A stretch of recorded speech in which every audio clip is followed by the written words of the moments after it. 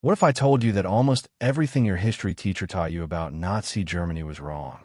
Not every detail, not the broad strokes, but the framing, the mythology, the simplified morality play of a uniquely monstrous evil that descended from nowhere, gripped an otherwise civilized country, was defeated by the heroic Allies, and was then thoroughly dismantled so that nothing like it could ever happen again? Almost all of that is wrong. Or at minimum, it is so incomplete that the gaps are more important than what was said. We tell comfortable stories about Nazi Germany because uncomfortable ones are harder to teach, harder to test, and harder to live with. It is easier to say Hitler was a madman than to explain how a functioning democracy voted for him. It is easier to say Germans did not know than to explain what they did know and when.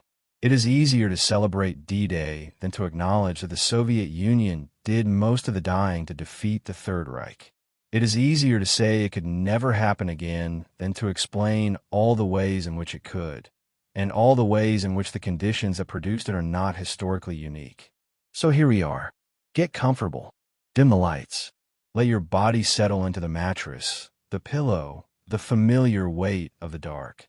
Over the next few hours, we're going to go through 99 specific, documented lies, myths, distortions, and deliberate omissions that have shaped the way most people understand Nazi Germany. Every correction you're about to hear is grounded in historical scholarship, archival research, and the testimony of those who were there. Before we begin, do me a favor. Hit that subscribe button. Give this video a like. Content that refuses to simplify the most studied period of modern history deserves to reach as many people as possible. And YouTube's algorithm is not always kind to that kind of content. Now, let's talk about what your history teacher got wrong, starting with the man himself. Lie 1. Hitler was a uniquely demonic monster who appeared from nowhere. The most pervasive and damaging myth in the popular understanding of Nazi Germany is the one that frames Adolf Hitler as a singular demon, an aberration, a uniquely evil personality without precedent or parallel in human civilization. This framing feels morally satisfying because it creates distance. If Hitler was incomprehensibly unique, then the conditions that produced him cannot recur, and the societies that produced him cannot be compared to our own. The historical record does not support this framing. Hitler was shaped by specific historical circumstances, held ideological positions that were widespread and even respectable in early 20th century Europe, and rose to power through recognizable political mechanisms that exploited real grievances. His anti-Semitism was extreme, but not unprecedented. Anti-Semitism was institutionalized across Europe long before the Nazi Party existed. His nationalism was virulent, but recognizable in the nationalist movements of the era. His authoritarianism had models in Mussolini's Italy, which predated the Nazi seizure of power, and which Hitler explicitly admired. Historians like Ian Kershaw, Richard Evans, and Robert Gellatley have spent careers documenting how Hitler emerged from, rather than descending upon, German society. He was a product of the Austro-Hungarian Empire's ethnic nationalism, the trauma of the First World War, the economic and political crisis of the Weimar Republic, and the international ideological climate of the interwar period. He was enabled by German conservatives who thought they could control him, by industrialists who funded him, by a bureaucratic state apparatus that followed his orders, and by millions of ordinary Germans who voted for him or acquiesced to his rule. The monster narrative serves an important psychological function. It allows us to believe that we would have recognized him, that we would have resisted, that we are fundamentally different from the Germans who did not. The evidence suggests otherwise, and recognizing that is not an insult to history. It is the beginning of actually learning from it. Lie 2. Hitler was solely responsible for the Holocaust. The Führerprinzip, the leadership principle, was one of the central ideological pillars of National Socialism. The idea that the will of one man directed all significant decisions in the Third Reich. And post-war Germany found this principle enormously convenient, not as a political ideal this time, but as a mechanism of moral evasion. If Hitler was personally responsible for everything, then everyone else was merely following orders, and the guilt could be concentrated in one dead man. Historians have systematically dismantled this picture. The Holocaust required the participation of hundreds of thousands of people across dozens of agencies, institutions, and professions. Railway administrators scheduled the deportation trains. Physicians performed the selections and the experiments. Engineers designed the crematoria. Lawyers drafted the legislation. Accountants processed the financial proceeds of murder. Architects drew the blueprints for the camps. Manufacturers supplied the materials. None of them were simply following direct orders from Hitler. Many of them initiated, enthusiastically developed, and competed to implement policies of persecution without waiting for, or sometimes without receiving direct instructions from above. Historian Christopher Browning's phrase, "the chaotic implementation of genocidal intent," describes a system in which various agencies competed to demonstrate ideological commitment by proposing and implementing increasingly radical anti-Jewish policies. Scholars debate whether the Holocaust was primarily the result of a single directive from Hitler, a process of cumulative radicalization from below, or some combination of both. What they agree on is that reducing it to Hitler's personal responsibility is historically indefensible. This matters enormously for understanding how genocides happen. They do not require a single, all-powerful architect. They require institutions, bureaucracies, and individuals who are willing to participate at every level of the process. That understanding is far more relevant to preventing future atrocities than the comfort of a single villain. Lie 3. The German people had no idea the Holocaust was happening in the immediate post-war period. The claim that the German population was entirely ignorant of the Holocaust was almost universal among Germans. They did not know about the death camps. They had no knowledge of the gas chambers. They were as shocked as anyone when the Allied forces liberated the camps and published the photographs. This claim was convenient, morally necessary for the project of rebuilding German society, and largely false. The evidence for widespread German awareness of at minimum the broad outlines of what was being done to Jewish people is substantial and has been systematically documented. The deportations of Jewish people from German cities began in 1941 and were publicly visible. Neighbors watched as families were taken from their apartments. The possessions of deported families were auctioned publicly in many German cities, with ordinary citizens buying furniture, clothing, and household goods at cut-rate prices. The men of the Einsatzgruppen who conducted mass shootings in the occupied East wrote letters home describing what they had done. Soldiers on leave spoke about what they had witnessed.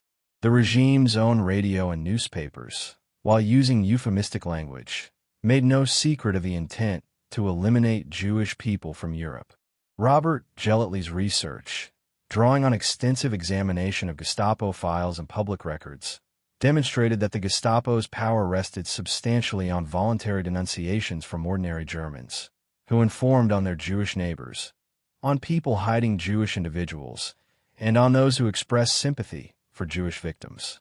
These denunciations required awareness of the danger faced by those being reported on. Peter Longerich's exhaustive study of German public awareness, Holocaust, the Nazi persecution and murder of the Jews, concluded that widespread awareness of mass killing in the East was present in Germany by late 1942. This was knowledge that was known, processed, and in many cases actively suppressed or morally rationalized by the German population. The claim of total ignorance is the post-war German population's most enduring and most thoroughly refuted lie about itself. Lie 4. Hitler came to power by winning a democratic election. The simplified version of Hitler's rise to power that circulates in popular consciousness goes something like this. The German people, humiliated by the Versailles Treaty and desperate during the Great Depression, democratically elected Adolf Hitler as their leader. This version is not false in every particular, but it is misleading in its most important implication, namely that the German people freely and democratically chose Nazi rule in a fair election. The Nazi Party never won a majority of votes in a free German election. In the November 1932 Reichstag elections, the most recent federal elections before Hitler's appointment as Chancellor, The Nazis actually received fewer votes than they had in the July 1932 elections, falling from 37.4% to 33.1%. They were the largest party in the Reichstag, but non-majority party. Hitler was appointed chancellor on January 30th, 1933, not because he won an election, but because President Paul von Hindenburg, under pressure from conservative advisors, including Franz von Papen, agreed to appoint him. The conservatives believed they could use Hitler as a figurehead while they controlled policy from behind him. They were catastrophically wrong. Once appointed chancellor, Hitler did not consolidate power through further democratic elections. The Reichstag fire in February 1933, which the Nazis used to justify sweeping emergency powers, enabled the arrest of communist deputies and the passage of the Enabling Act in March 1933, which gave Hitler the power to govern by decree. The Enabling Act passed with the support of all parties except the Social Democrats, partly because the communists had already been arrested and partly because other parties hoped to preserve some influence through cooperation. The July 1933 law against the formation of new parties made the Nazi Party the only legal political organization in Germany. Hitler did not seize power in a single dramatic coup. He was handed it by conservative elites who underestimated him, then used legal and semi-legal mechanisms to make his power permanent. The lesson is not that democracy can vote itself into fascism.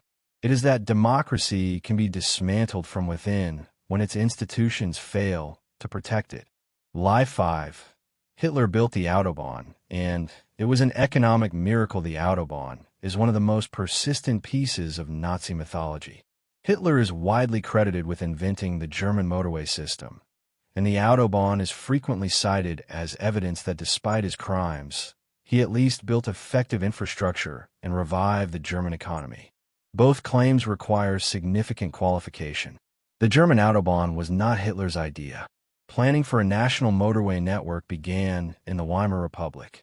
A private company called Hofbräu was already planning a north-south motorway route before the Nazis came to power. The first stretch of Autobahn, between Cologne and Bonn, was opened by Konrad Adenauer, then mayor of Cologne, in 1932, before Hitler became chancellor. The Nazis dramatically accelerated and promoted the Autobahn program, and Goebbels' propaganda machinery was highly effective at associating Hitler personally with the roads. But the economic impact of the Autobahn construction was considerably more modest than the mythology suggests. At its peak, the program employed approximately 125,000 workers, a significant but not decisive number in an economy of tens of millions. Historian Adam Tooze, whose comprehensive study The Wages of Destruction remains the definitive economic history of the Nazi period, demonstrated that rearmament, not infrastructure construction, was the primary driver of Germany's economic recovery in the 1930s. The German economic recovery itself was real, but was built on foundations that were deeply unstable. Military spending was financed through a system of deferred payment, the Mefo bills, that was essentially a pyramid scheme. By the late 1930s, Germany was economically compelled to either go to war and seize the resources of conquered territories or face a financial crisis. The Autobahn was a propaganda project dressed as an economic one, and someone else had the idea first. Lie 6. The Nazi economy was a success story. The image of Nazi Germany as an economic miracle is one of the most seductive and dangerous myths in the historical record. It is seductive because there are real statistics to point to. Unemployment fell dramatically from approximately 6 million when Hitler took power in 1933 to approximately 300,000 by 1938. Industrial production increased. Infrastructure was built. The misery of the Great Depression appeared to lift. What the statistics conceal is as important as what they reveal. The unemployment reduction was driven overwhelmingly by rearmament, conscription into the military, the exclusion of women from the official labor statistics once they left the workforce, and the removal of Jewish workers from their positions, which were not counted as the job creation they partially were. The economic growth was financed by deficit spending on a scale that by 1938 had created a financial crisis that historians argue made war not merely probable, but economically necessary. Adam Tooze's research demonstrated that the Nazi regime was in a structural financial crisis by the late 1930s. It had spent enormous sums on rearmament with no sustainable revenue base to support the debt. The regime's response was to accelerate the pace of aggression and conquest, seizing the assets of Austria and Czechoslovakia, and then launching the war that it hoped would generate the economic plunder to pay its bills.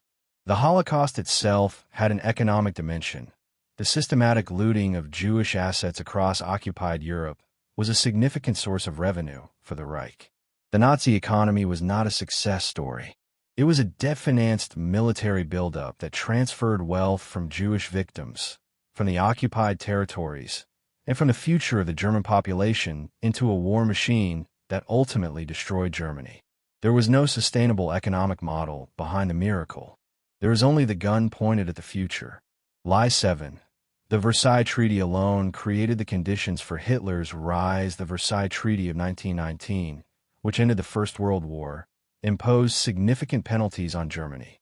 The War Guilt Clause, Article 231, assigned responsibility for the war to Germany and its allies, providing the legal basis for reparations. Territorial losses reduced German territory by approximately 13%. The military was limited to 100,000 men. Reparations were set at a figure that was revised multiple times. And German politicians of virtually every stripe denounced the treaty as a humiliation and a diktat, a dictated peace imposed without negotiation. The myth that Versailles alone created Hitler has been thoroughly challenged by historical scholarship. Several problems with this framing are worth noting. First, Germany's economic difficulties in the late Weimar period were primarily caused by the Great Depression, which was a global phenomenon that devastated economies across the world, most of which did not produce fascist dictators. Second, the period between Versailles in 1919 and the worst of the Great Depression in 1930 to 1932 saw the Weimar Republic function with reasonable stability, including a period of relative prosperity in the mid-1920s. The Nazi Party did poorly in elections during the good years and surged during the bad ones. Third, the reparations themselves were largely not paid.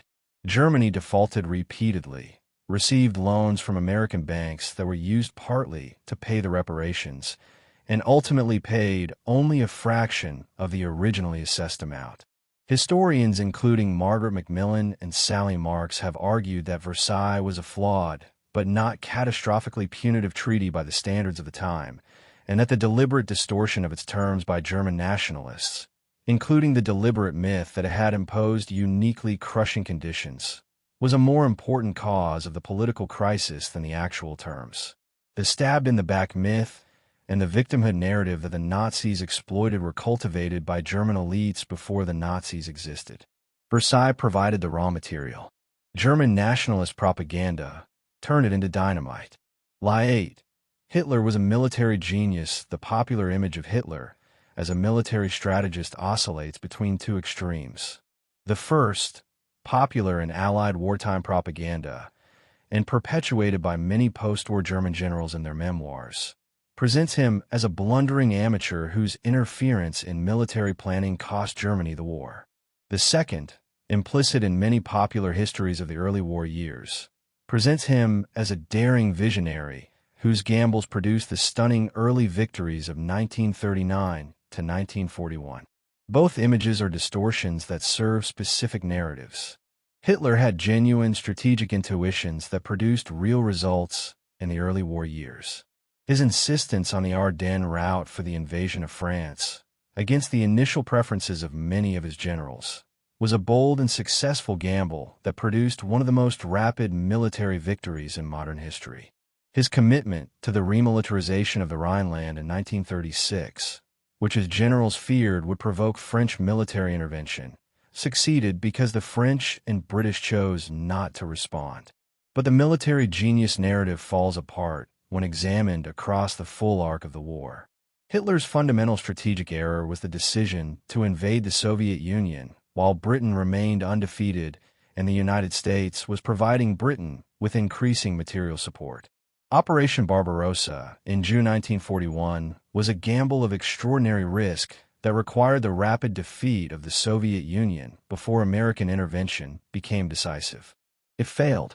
The subsequent strategic errors compounded the fundamental one. The decision to declare war on the United States in December 1941, 4 days after Pearl Harbor, when he had no treaty obligation to do so, and when Germany was already fully committed in the East, was strategically catastrophic. The general's memoirs that blamed Hitler for Germany's defeat were partly self-serving attempts to shift responsibility away from a military leadership that had enthusiastically participated in conquest and atrocity. But the record supports the conclusion that Hitler's strategic instincts, while sometimes acute in the short term, were fundamentally flawed in their inability to translate military success into political resolution, and in the failure to accurately assess Germany's actual capacity relative to its opponents. Line 9. The Night of the Long Knives was about stopping a genuine SA threat on the night of June 30th to July 1st, 1934. Hitler ordered the murder of the leadership of the SA, the Sturmabteilung, the Brown Shirts, the paramilitary organization that had been instrumental in the Nazi Party's rise to power. Ernst Röhm, the SA's chief of staff and one of Hitler's oldest political associates, was among those killed. So were dozens of other SA leaders and numerous other political figures, including 2 former chancellors and several conservative politicians. The official justification was that Rome had been planning a coup, a second revolution that would have used the SA's 3 million men to seize control of the military. The coup threat was invented. Rome had been agitating for the SA to be merged with the regular army, the Reichswehr, and for a genuine social revolution that would replace the conservative military establishment with a people's army led by SA officers. This was a genuine ideological conflict and represented a real political challenge to Hitler's relations with the traditional military establishment, which he needed for his rearmament plans. But there was no organized putsch plan, no specific date, and no evidence of the kind of imminent military conspiracy that Hitler and Goebbels claimed to have uncovered. The Night of the Long Knives served multiple purposes. It eliminated the SA as an independent power center and shifted the balance of internal Nazi power toward the SS and the regular military. It demonstrated to the traditional conservative establishment, including President Hindenburg and the Reichswehr leadership, that Hitler was willing to act against his own movement's radical wing to protect their interests. Hindenburg sent Hitler a congratulatory telegram. The Reichswehr leadership acquiesced to what they knew to be judicial murder, and the German public, fed a story of a treasonous plot just barely foiled, largely accepted the official narrative. It was a purge of political rivals dressed as a security operation, and it worked. Lie 10. Kristallnacht was a spontaneous public uprising on the night of November 9th to 10th, 1938. Jewish-owned businesses across Germany and Austria were smashed and looted. Synagogues were burned. Jewish homes were ransacked. Approximately 91 Jews were killed directly, though the number who died in the immediate aftermath from injuries and in the suicides that followed is considerably higher. Around 30,000 Jewish men were arrested and sent to concentration camps. The broken glass that covered the streets of German cities gave the pogrom its name, Kristallnacht, the Night of Broken Glass. The regime's official story at the time, and a myth that persisted for decades, was that the pogrom was a spontaneous popular reaction to the assassination of a German diplomat, Ernst von Rath, by a 17-year-old Jewish refugee named Herschel Grinspan in Paris. The popular outrage was uncontrollable. The German government deplored the violence, but could not stop it. Every part of this is false. Kristallnacht was organized and directed from the very top of the Nazi Party. Goebbels, with Hitler's approval, sent orders through Nazi Party channels to SA and SS units across Germany to initiate the violence while ensuring that the police stood aside. The orders were given on the night of November 9th, with specific instructions that the violence should appear to be a spontaneous popular reaction. Fire brigades were ordered not to extinguish fires in synagogues unless adjacent buildings were threatened. Police were ordered to arrest Jewish men after the violence, not to stop it. The documentary record of these orders survived the war. Post-war testimony from Nazi officials who carried out the violence confirmed the organization. What appeared to be a spontaneous popular rage was a directed state action carried out by organized party units, designed to look grassroots.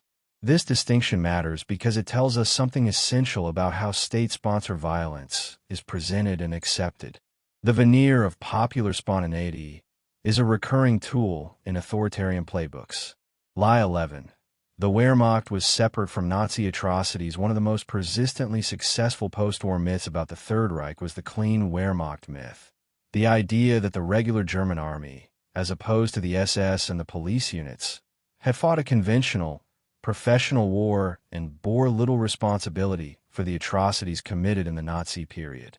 This myth was cultivated by former Wehrmacht generals in their post-war memoirs, adopted by the West German government for reasons of political necessity during the Cold War, when West Germany needed to rearm and required a usable military tradition, and was widely accepted in West Germany and the Western Allied countries for decades. The myth is false. The Wehrmacht participated directly in atrocities on a massive scale.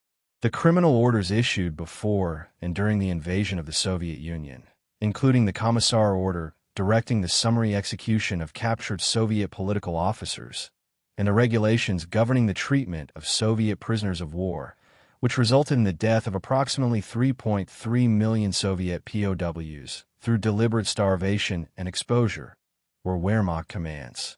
Wehrmacht units participated in Einsatzgruppen killing operations. Wehrmacht commanders organized and participated in the massacre of civilian populations in occupied territories. The Siege of Leningrad, which killed approximately 800,000 civilians, was a Wehrmacht operation. The Vernichtungskrieg, the War of Annihilation, fought against the Soviet Union, was a Wehrmacht war as much as an SS war. The distinction between the professional army and the ideological SS, real in organizational terms, had little meaning in operational practice. Wehrmacht and SS units operated together, shared intelligence, and participated in the same atrocities. An exhibition called Crimes of the Wehrmacht, which toured Germany in the 1990s and was revised and retoured in the 2000s, documented this history with photographs and documents. It caused an enormous public controversy in Germany precisely because it challenged a myth that had been central to German self-understanding for half a century. The myth of the clean Wehrmacht is not a historical position. It is a post-war alibi. Lie 12.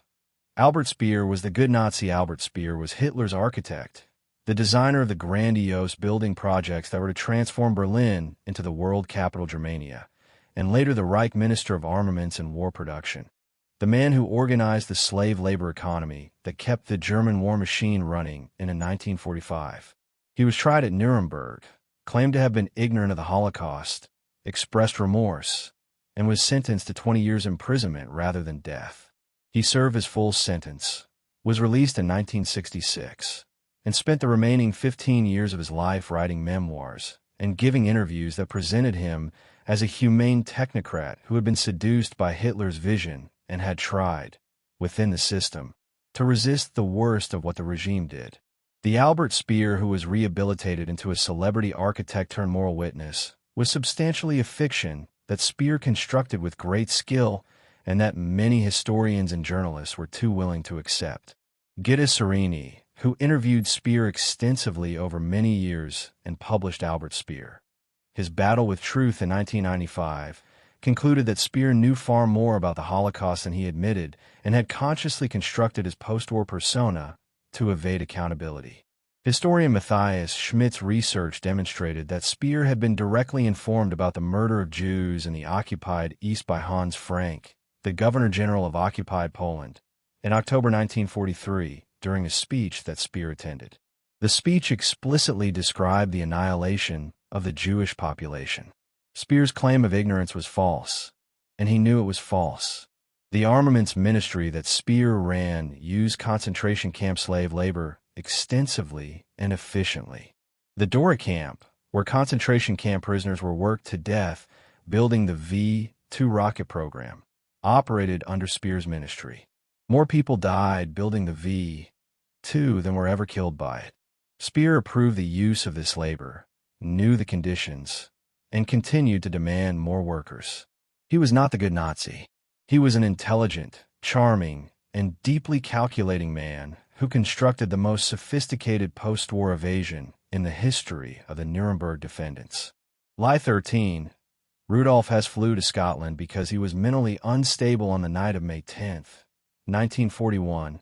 Rudolf Hess, the deputy Führer of the Nazi Party and one of Hitler's most senior associates, flew solo from Bavaria to Scotland in a Messerschmitt Bf 110, bailed out, and was captured by a Scottish farmer. He claimed to have come on a peace mission to broker an agreement between Britain and Germany. Hitler immediately declared Hess mentally ill, stripped him of all titles and positions, and issued public statements expressing shock and dismay. The British imprisoned him for the duration of the war. After Nuremberg, he spent 41 years as the sole prisoner in Spandau prison until his death in 1987. The mental illness explanation was immediately adopted by both the Nazi regime, which needed to distance itself from the embarrassment, and by the British government, which found it convenient. But the flight was not the act of a madman. It was a calculated political gamble by a man who had been increasingly marginalized within the Nazi hierarchy and who believed, based on contacts with British aristocrats sympathetic to a negotiated peace, that there was a realistic prospect of ending the war in the West before the invasion of the Soviet Union began. Hess had contacts with the Duke of Hamilton and other British figures through intermediaries, and appears to have genuinely believed that elements of the British establishment were ready to negotiate. He was wrong. Churchill had no interest in a negotiated peace and had committed Britain to fighting on regardless of the cost. The British found Hess's arrival embarrassing, as well as diplomatically useless. The extent to which Hitler knew of or authorized Hess's mission before it happened remains a matter of historical debate. Some historians believe Hess acted entirely on his own initiative. Others argue Hitler was informed and permitted the attempt while preparing a public disavowal if it failed. The British government kept significant documents related to the Hess affair classified for decades. The last of them were reportedly released in the 2010s, though questions remain about what was withheld and why. Lie 14.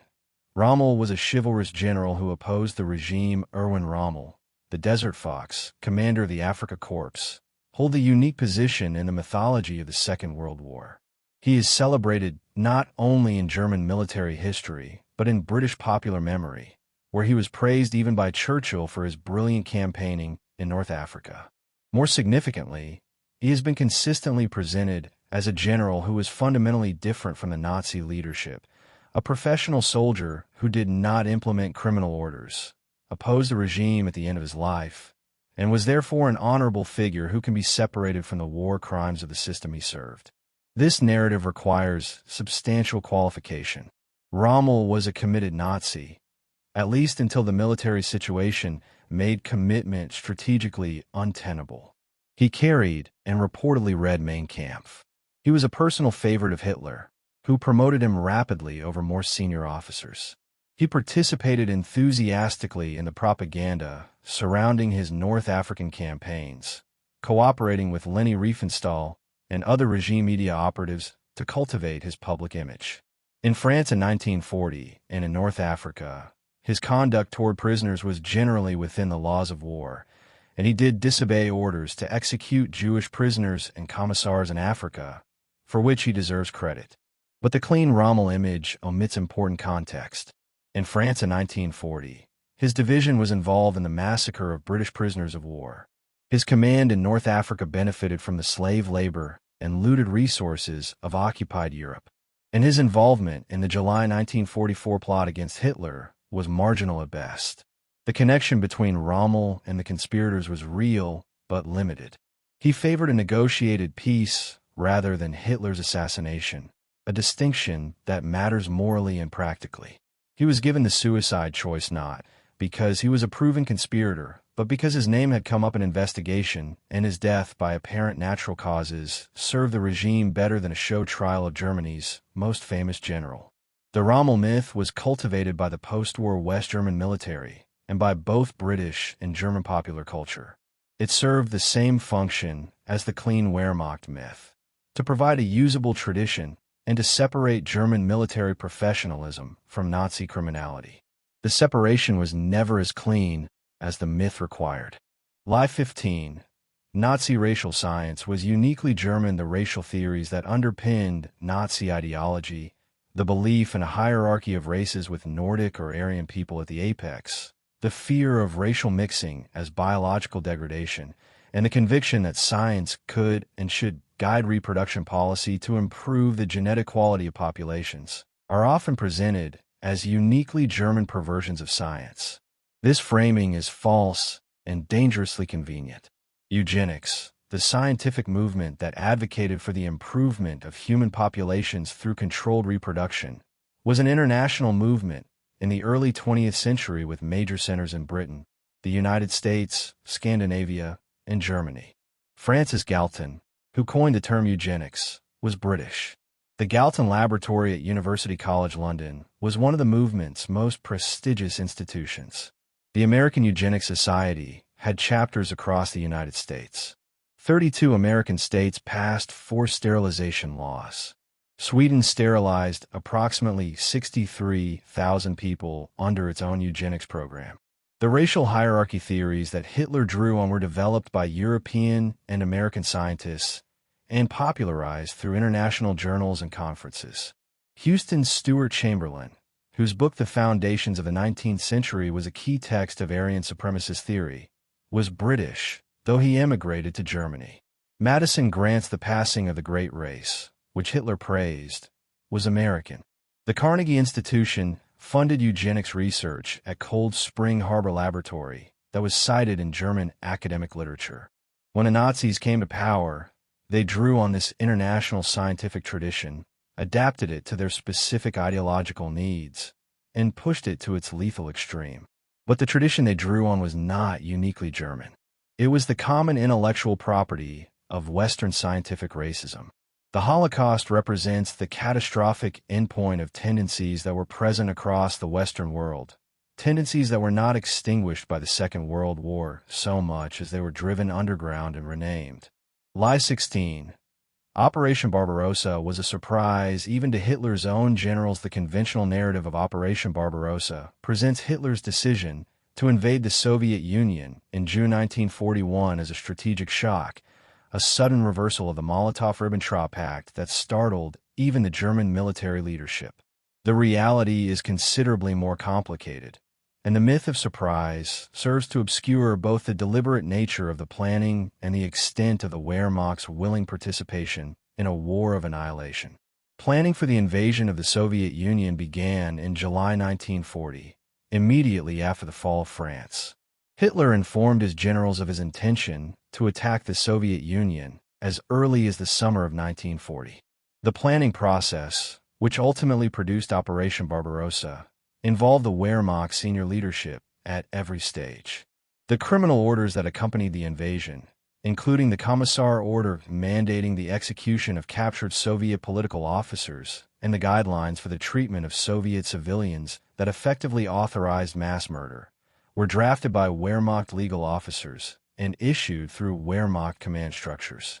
These were not SS innovations imposed on an unwilling military. They were Wehrmacht products. The German generals knew what kind of war they were planning and planning to fight. Franz Halder, the Army Chief of Staff, wrote in his diary in March 1941, during a conference in which Hitler outlined the ideological character of the coming war, that the war against Russia would be conducted in a manner very different from that in the West. The destruction of Soviet state power, the elimination of the Red Army, and the killing of political officers were all explicitly discussed as war aims. The myth of the surprised or reluctant generals serves the same post-war function as the clean Wehrmacht myth, to create a moral distance between the professional military and the regime's crimes that the historical record does not support. Lie 17. The Molotov-Ribbentrop Pact was just a non-aggression treaty. On August 23, 1939, Germany and the Soviet Union signed a non-aggression pact in Moscow, signed by their respective foreign ministers Joachim von Ribbentrop and Vyacheslav Molotov. The announcement stunned the world. Two ideologically opposed regimes, one fascist and one communist, which had been engaged in violent proxy conflict in Spain, and which each publicly proclaimed the other's ideology as the primary enemy of civilization, had apparently agreed to coexist peacefully. The public treaty was indeed a non-aggression pact. The secret protocol attached to it was a division of Eastern Europe into German and Soviet spheres of influence. Poland was to be divided between them. Finland, Estonia, Latvia, and Lithuania were assigned to the Soviet sphere. Romania's Bessarabia region was assigned to Soviet influence. The secret protocol was signed the same day as the public treaty. It was not acknowledged by the Soviet Union until 1989, under Gorbachev. The practical consequences of the pact were immediate and devastating. Germany invaded Poland on September 1, 1939. The Soviet Union invaded Poland from the east on September 17, 1939, in accordance with the secret protocol. Together, they dismembered an independent country and divided its territory between themselves. The Soviets then invaded Finland, incorporated the Baltic states, and seized Bessarabia. All of these actions were enabled by and consistent with the terms of the secret protocol. The Molotov-Ribbentrop Pact was not a neutral act by the Soviet Union. It was a partnership in the destruction of Eastern European independence that enabled the Second World War by allowing Germany to attack Poland without fear of a simultaneous Soviet response. The myth that Soviet neutrality was simply a defensive measure ignores the active Soviet participation in the division of Eastern Europe that the pact formalized. Lie 18. The stab-in-the-back myth was based on a kernel of truth, the Dolchstoss legend. The stab-in-the-back myth was one of the most politically consequential lies in 20th century history. It held that Germany had not been defeated militarily in the First World War, but had been betrayed from within by socialists, pacifists, and Jews who had undermined the home front and forced a military capitulation on an army that remained undefeated in the field. This myth was widely believed in Germany in the post-war years and became central to Nazi political messaging. The myth was entirely false. Germany's military was defeated. By the autumn of 1918, the German army was in retreat on the Western Front. Germany's allies, Austria-Hungary, Bulgaria, and the Ottoman Empire, were collapsing. Germany's own generals, specifically Erich Ludendorff and Paul von Hindenburg, recognized that the military situation was hopeless and demanded that the civilian government seek an armistice. The armistice of November 11, 1918 ended active fighting. The civilian government that signed the armistice was a new democratic government that had been established only weeks before, precisely because the Kaiser's government had collapsed. The generals who had actually lost the war handed the responsibility for acknowledging defeat to the civilians, and then blamed the civilians for doing so.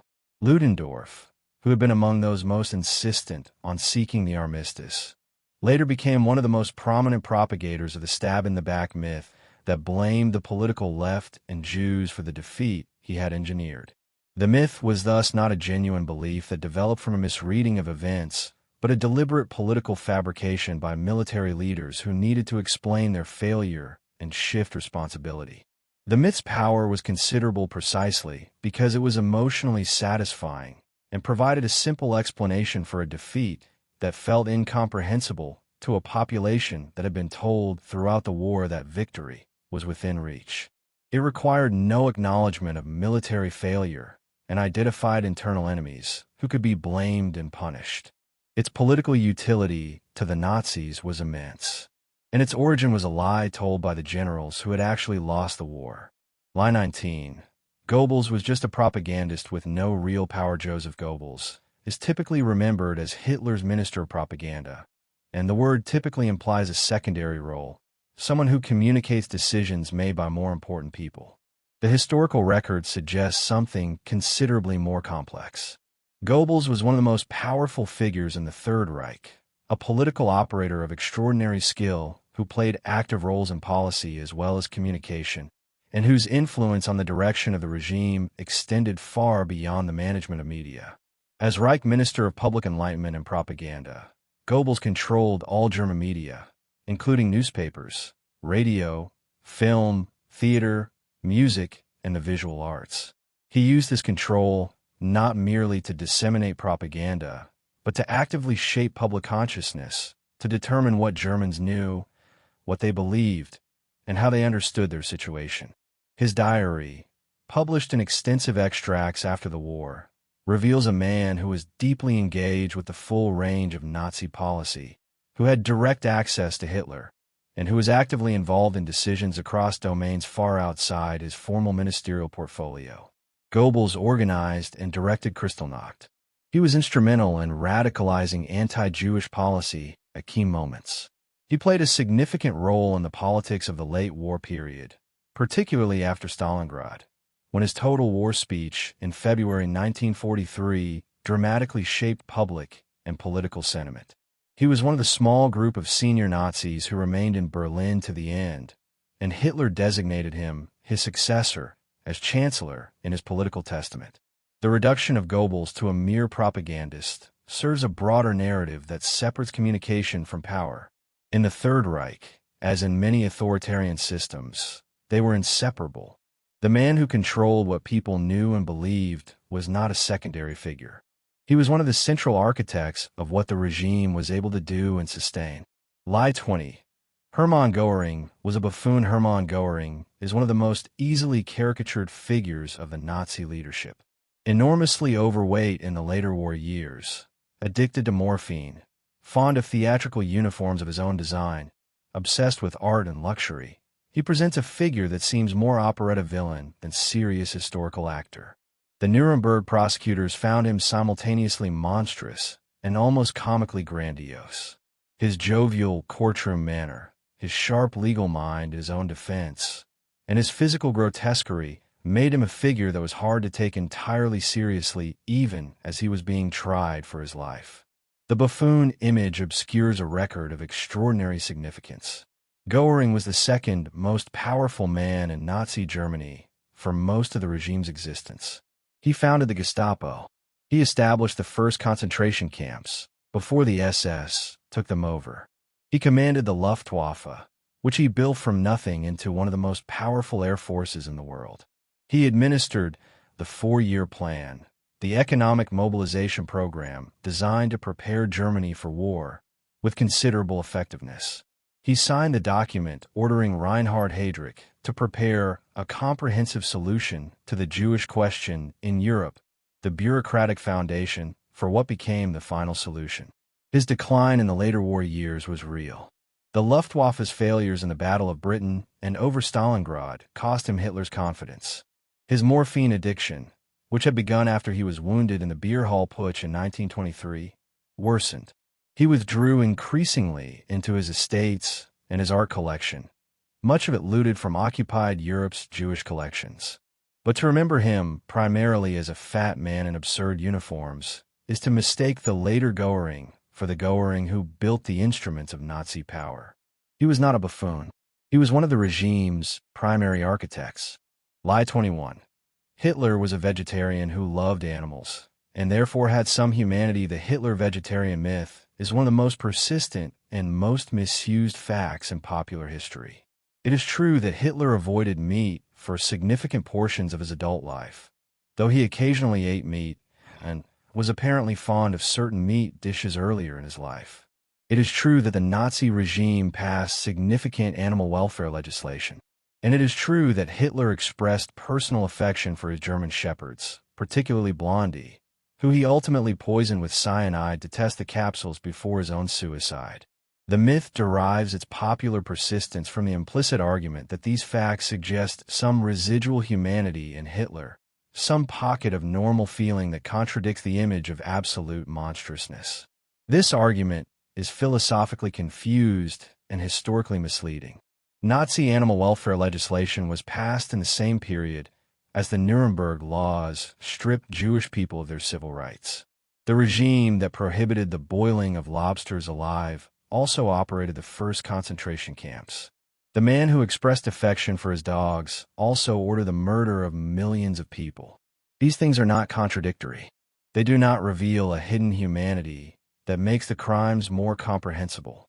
They reveal that moral decency toward one category of being is entirely compatible with systematic cruelty toward another, and that the ability to love a dog does not in any way moderate or complicate the ability to order genocide. More importantly, the historical scholarship on Hitler's vegetarianism is genuinely mixed. Some historians, including Robert Payne in his biography of Hitler, have argued that the vegetarian image was partly a construction of propaganda and personal mythology, that Hitler ate meat more often than the official image suggested, and that his dietary habits were shaped as much by digestive complaints and hypochondria as by principled commitment. The fact that the myth persists so robustly is itself a lesson in how people seek and find humanizing details about historical monsters as a way of making the incomprehensible comprehensible. Lie 22. The SS were all fanatical ideological true believers. The SS, the Schutzstaffel, occupies a specific place in the popular imagination of Nazi Germany. Black uniforms, death's head insignia, ruthless ideological commitment, the elite of the elite in the service of an ideology of racial murder. And for many SS members, particularly those in the Waffen-SS's frontline divisions and in the death head units that ran the concentration camps, some version of this image is historically grounded. The SS was built around ideological commitment and racial selection and attracted a high proportion of genuine Nazi true believers. But the SS also grew enormously during the war years, and that growth required recruitment that could not maintain the ideological purity of the early years. By 1944, the Waffen-SS had approximately 900,000 members, drawn from across occupied Europe, including Ukrainians, Latvians, Estonians, Bosnian Muslims, French, Dutch, and Belgians, many of whom joined for reasons that had nothing to do with Nazi ideology, anti-communism, nationalism, the desire for a wage, the pressure of collaboration, or the alternative of forced labor. The ordinary men who staffed the Einsatzgruppen killing units and the guard forces at the camps included many who were not ideologically distinctive from the broader population of German men who participated in the war. Christopher Browning's study of Reserve Police Battalion 101, discussed in our previous video, demonstrated that ordinary men without particular ideological commitment could be brought to participate in mass murder through the mechanisms of authority, peer pressure, and the gradual normalization of violence. The reduction of perpetrators to ideological fanatics is a comforting myth that prevents us from understanding how ordinary people participate in extraordinary crimes. And speaking of the institutions of the Nazi state, let's talk about one that has been systematically misrepresented. Lie 23. Nazi Germany was a well-organized, efficient state. The popular image of Nazi Germany as a model of ruthless efficiency, symbolized by the precision of the Nuremberg rallies, the clean lines of the Autobahn, and the apparently unstoppable momentum of the Wehrmacht's early campaigns, is one of the most durable and least accurate myths in the history of the period. Nazi Germany was, in its actual administrative functioning, a chaotic, duplicative, and dysfunctional state that operated through competing power centers and institutional confusion. The Nazi system was characterized by what historian Martin Brosset termed the polycratic structure of the regime. Hitler deliberately encouraged competition between different state agencies, party organizations, and personal empires built by senior figures like Goering, Himmler, Goebbels, and Speer. This competition produced innovation and energy in some areas, but also produced enormous inefficiency, duplication of effort, resource wastage, and policy incoherence.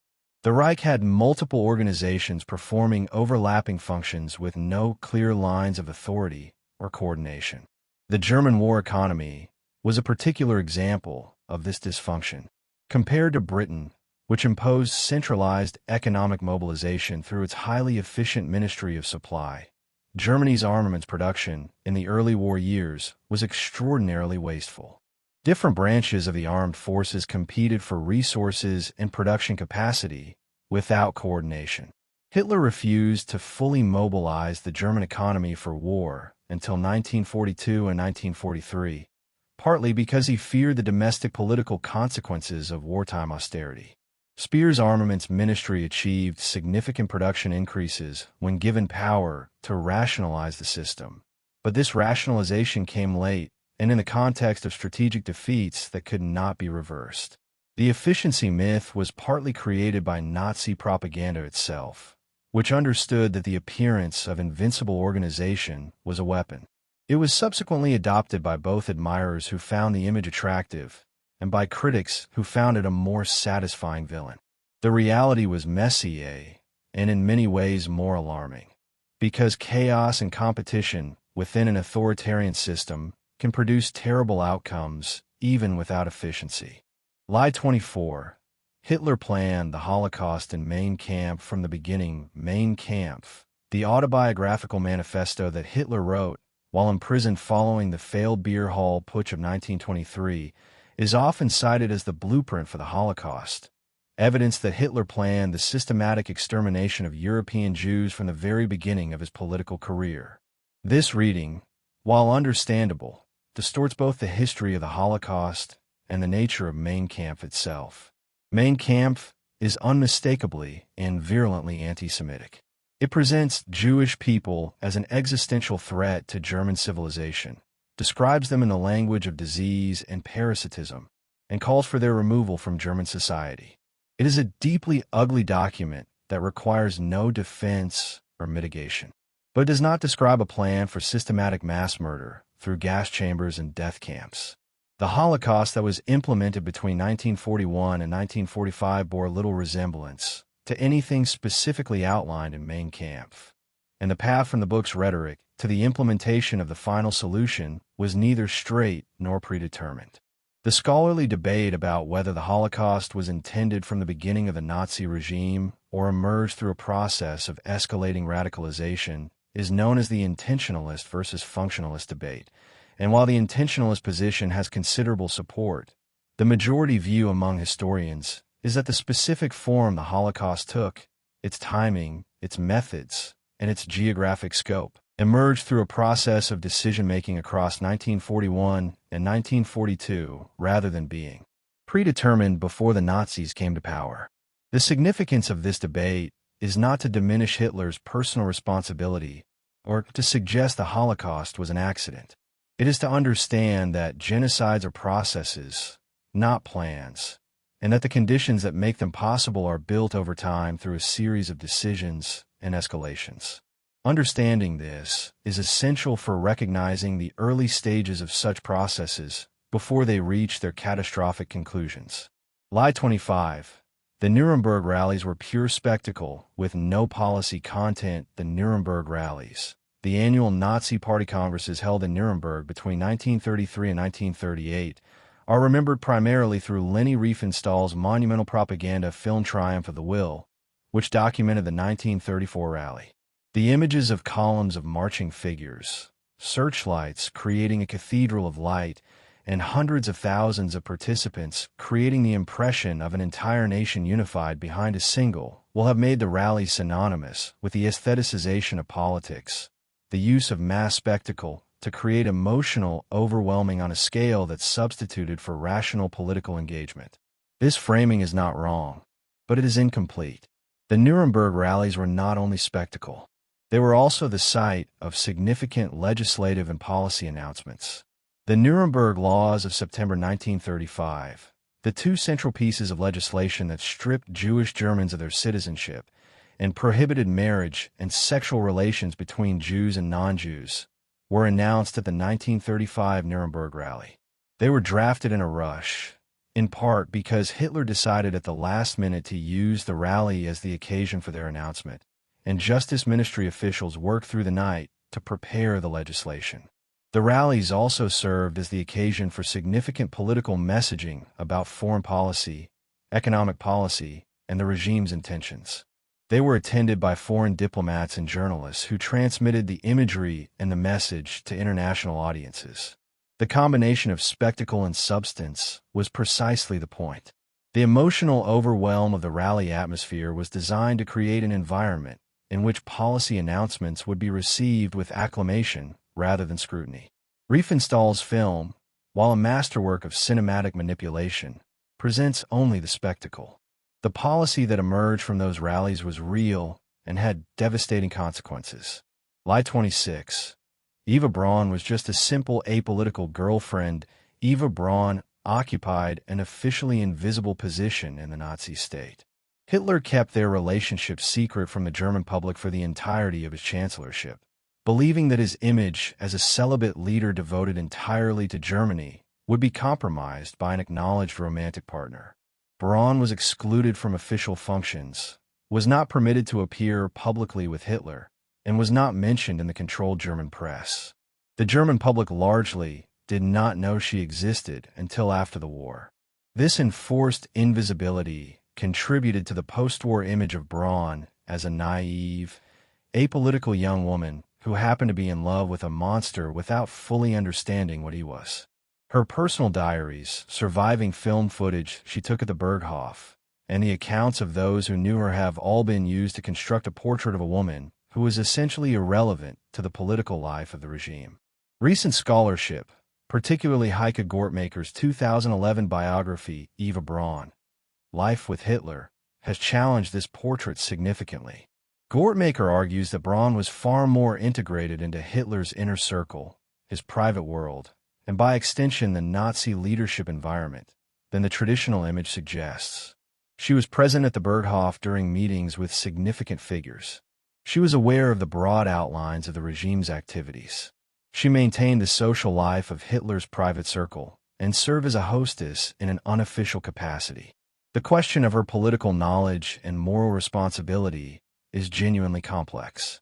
But the image of the simple, unknowing girlfriend was partly a product of her official invisibility during the regime and has been reinforced by a cultural tendency to assume that women in proximity to powerful men are passive figures shaped by those men rather than active agents with their own perspectives and choices. Lie 27. Himmler was always Hitler's most loyal servant. Heinrich Himmler is presented in most popular histories as the ultimate loyal apparatchik, the colorless, bespectacled chicken farmer turned mass murderer who followed Hitler's orders with bovine fidelity and built the SS into the central instrument of Nazi terror. This image of total loyalty serves the narrative that places all agency with Hitler and reduces figures like Himmler to obedient executors of another's will. The historical record is more complex. Himmler was indeed deeply loyal to Hitler for the great majority of the Nazi period, and his loyalty was ideological as well as personal. He was a true believer in a way that some other Nazi leaders were not. But in the final months of the war, Himmler's behavior revealed that his loyalty had always coexisted with a calculating sense of his own interests and survival. Beginning in 1944, Himmler began making unauthorized contact with Allied representatives through Swedish and Swiss intermediaries. He met with Count Folke Bernadotte of Sweden in February 1945 and attempted to open surrender negotiations with the Western Allies, specifically suggesting that German forces would surrender in the West while continuing to fight the Soviet Union. This was done without Hitler's knowledge or authorization. When Hitler learned of Himmler's contacts in April 1945, he stripped Himmler of all his positions and ordered his arrest. Himmler, the man who had built the machinery of the Holocaust and directed the murder of millions of people, attempted at the end to negotiate his way to survival and potentially to a role in post-war Germany. He was captured by British forces in May 1945 and committed suicide by biting a cyanide capsule before he could be interrogated. His final months revealed a man who had been loyal to the regime while it served his interests and his ideology, and who attempted to abandon it when that calculation changed. Lie 28. The Madagascar Plan was never a serious policy in 1940. Following the fall of France, German foreign policy planners and SS officials developed what became known as the Madagascar Plan, a proposal to deport the entire Jewish population of Europe to the island of Madagascar, which would have come under German control as part of a settlement with defeated France. The plan received serious attention at the highest levels of Nazi policymaking, including from Himmler, Heydrich, and the Foreign Office. The Madagascar Plan is sometimes dismissed as a diplomatic fantasy or a piece of bureaucratic speculation that was never seriously intended. This dismissal is historically inaccurate. The plan was worked on by multiple agencies over several months. It envisioned Madagascar as a territory under SS administration, where the deported Jewish population would be held under conditions that would amount to a large-scale concentration camp operation. The mortality under such conditions, given the tropical climate and the absence of infrastructure to support millions of deportees, would have been enormous. Some historians have argued that the Madagascar Plan was essentially a program of indirect mass murder, and that its architects understood this. The plan was abandoned not because it was recognized as monstrous, but because the military situation changed.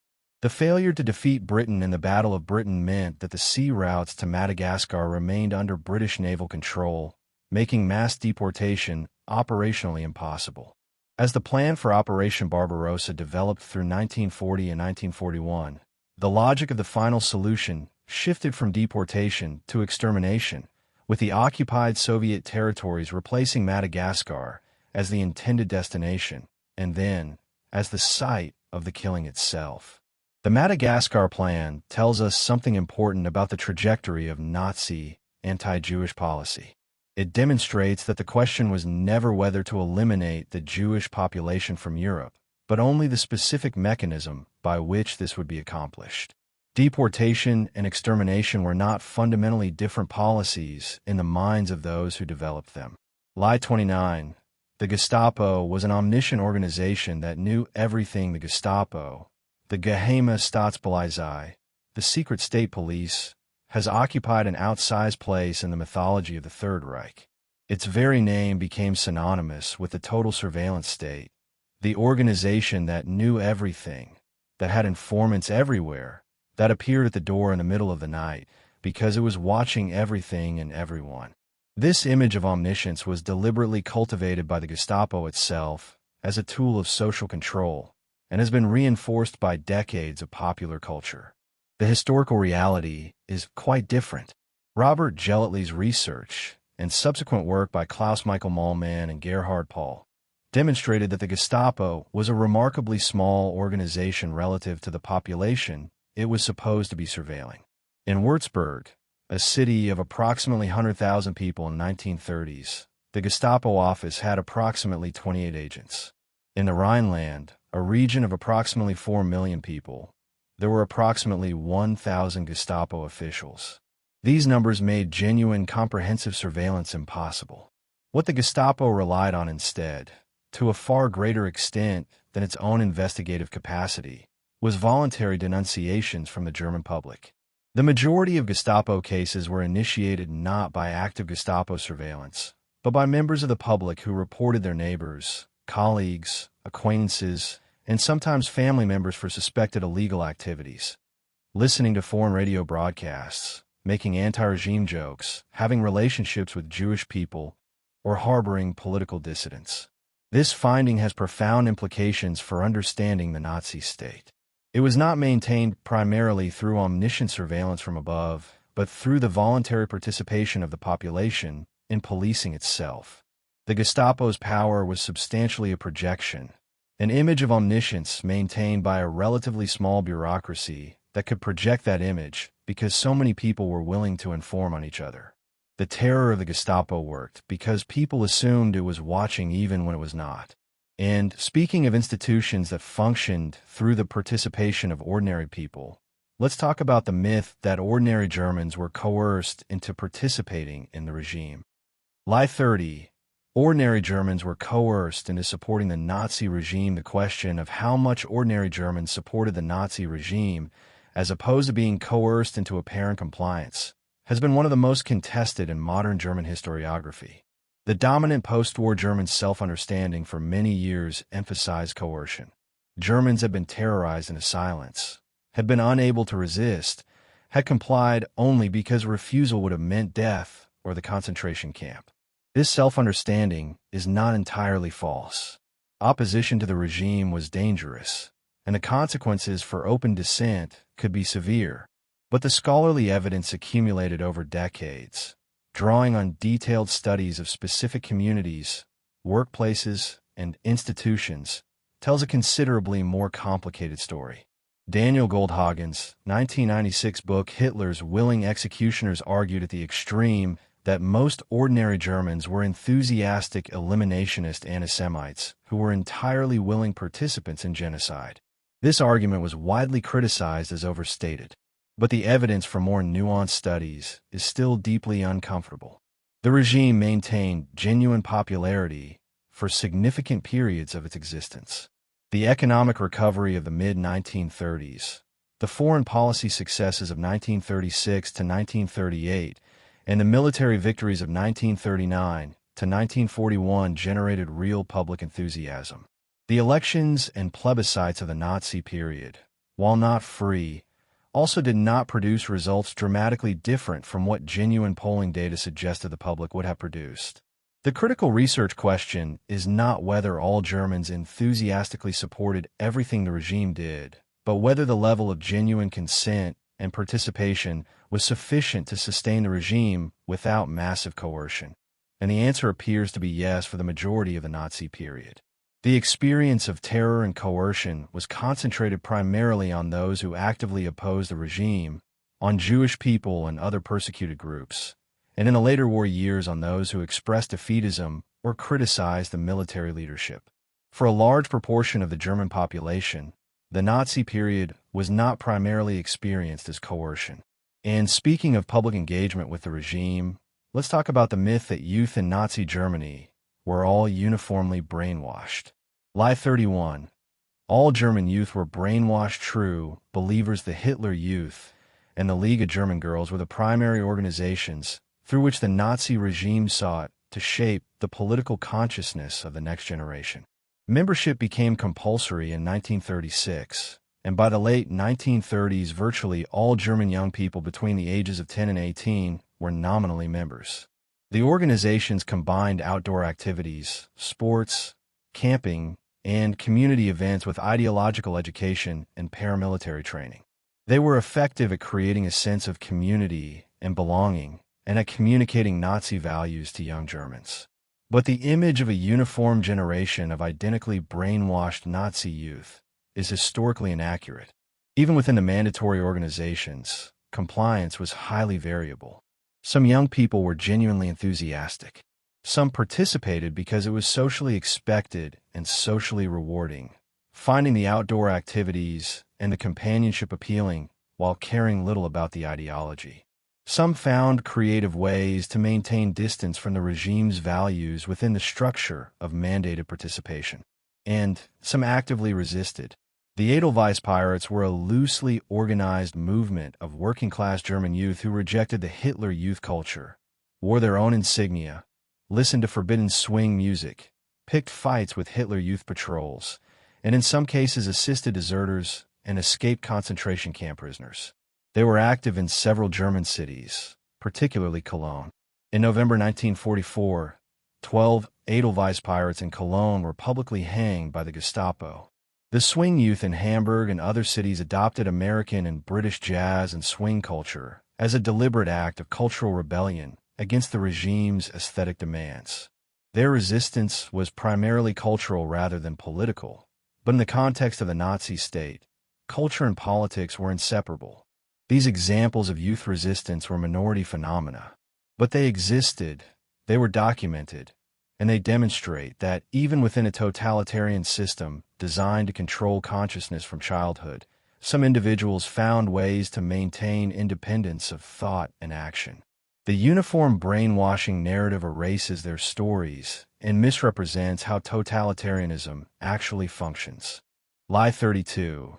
The White Rose was the only significant German resistance. The White Rose is the most famous German resistance group of the Nazi period, and deservedly so. Hans Scholl, Sophie Scholl, Christoph Probst, and their fellow students at the University of Munich produced and distributed a series of leaflets between 1942 and 1943 calling on Germans to resist the Nazi regime, documenting the murder of Jews in the occupied East, and appealing to conscience and morality. They were arrested in February 1943, tried before the People's Court under the ferocious Judge Roland Freisler, and guillotined within days of their arrest. Sophie Scholl was 21 years old. Their courage was real, and their moral clarity in a context of almost universal conformity was extraordinary. But the prominence given to the White Rose in post-war German memory has sometimes served to make them representatives of a German resistance broader than they actually were, and to suggest that the primary form of German resistance was youthful moral heroism of this kind. German resistance to the Nazi regime took many forms and involved many people whose stories are less well known. The Kreisau Circle was a network of German conservatives, socialists, and former military officers who met at the Kreisau estate of Count Helmut James von Moltke and developed plans for a post-Nazi Germany. Most of its members were executed after the July 1944 plot. The Red Orchestra was a network of Soviet intelligence agents and German sympathizers who passed military intelligence to the Soviet Union throughout the war. The military resistance that culminated in the July 20th, 1944 assassination attempt on Hitler involved dozens of active conspirators and hundreds of people who were aware of the plot. None of these forms of resistance ultimately succeeded in changing the course of the regime. Their scope was limited compared to the scale of the population that either supported or acquiesced to the regime. But reducing German resistance to the White Rose creates a false picture in which heroic individual moral witness stands in for the more complex and ultimately inadequate broader picture of German opposition. Lie 33. The July 1944 bomb plot was a last-minute act of desperate soldiers on July 20th, 1944.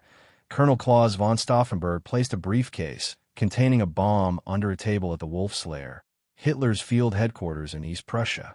The bomb exploded. Hitler survived, protected partly by the heavy table leg between him and the device.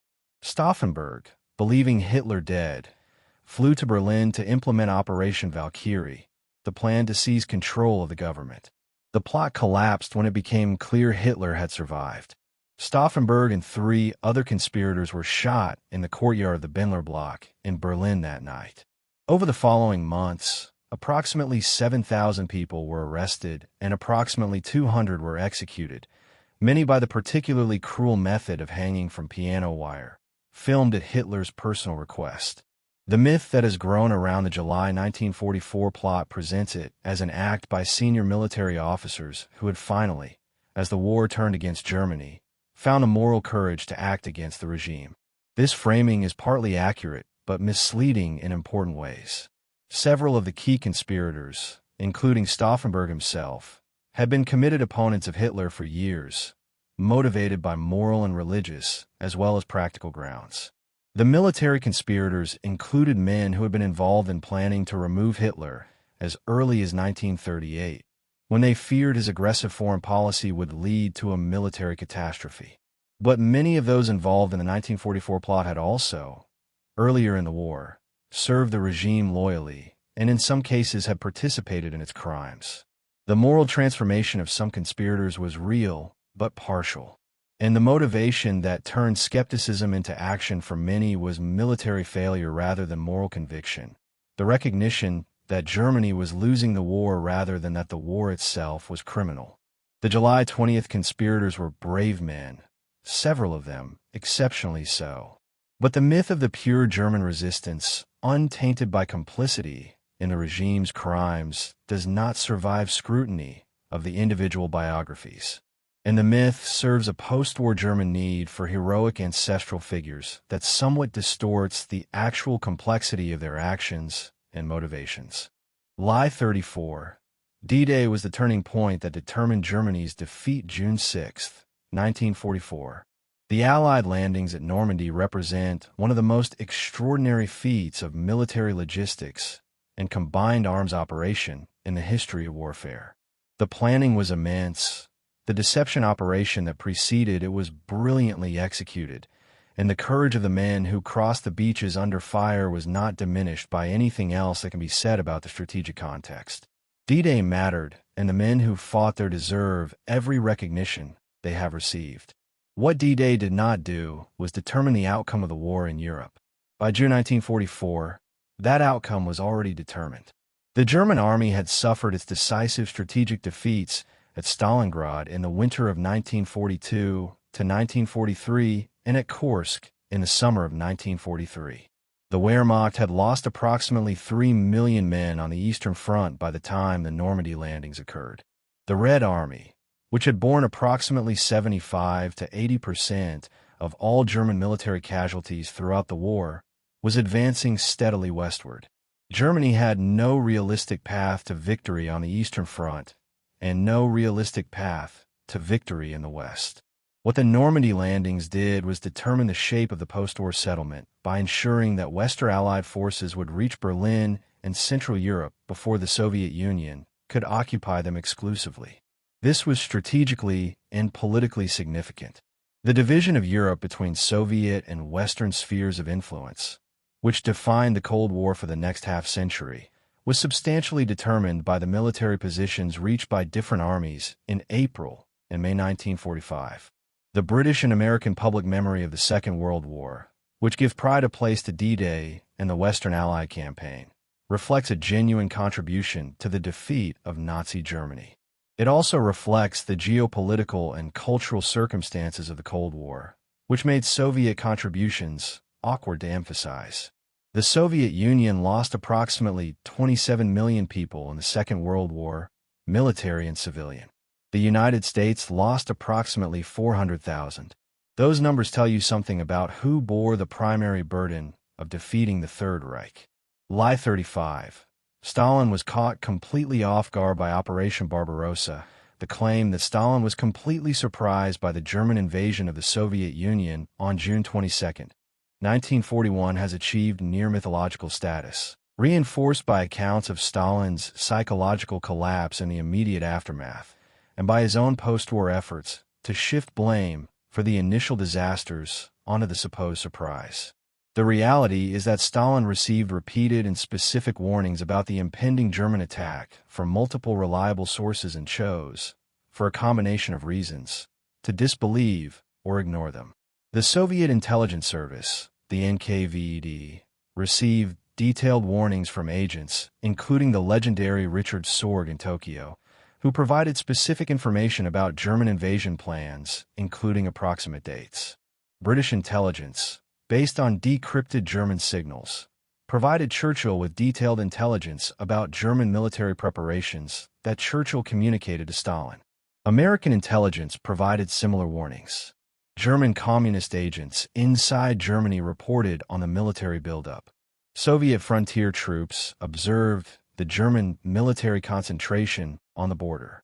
Stalin discounted or suppressed these warnings for reasons that historians debate, but that likely included his conviction that Hitler would not risk a two-front war while Britain remained undefeated. His determination not to give Germany a pretext for aggression by appearing to respond to the warnings and elements of genuine analytical failure about German timing and intentions. He also executed many of the Red Army's most capable commanders in the Great Purge of 1937 to 1938, leaving the Soviet military leadership seriously weakened at the moment it was most needed.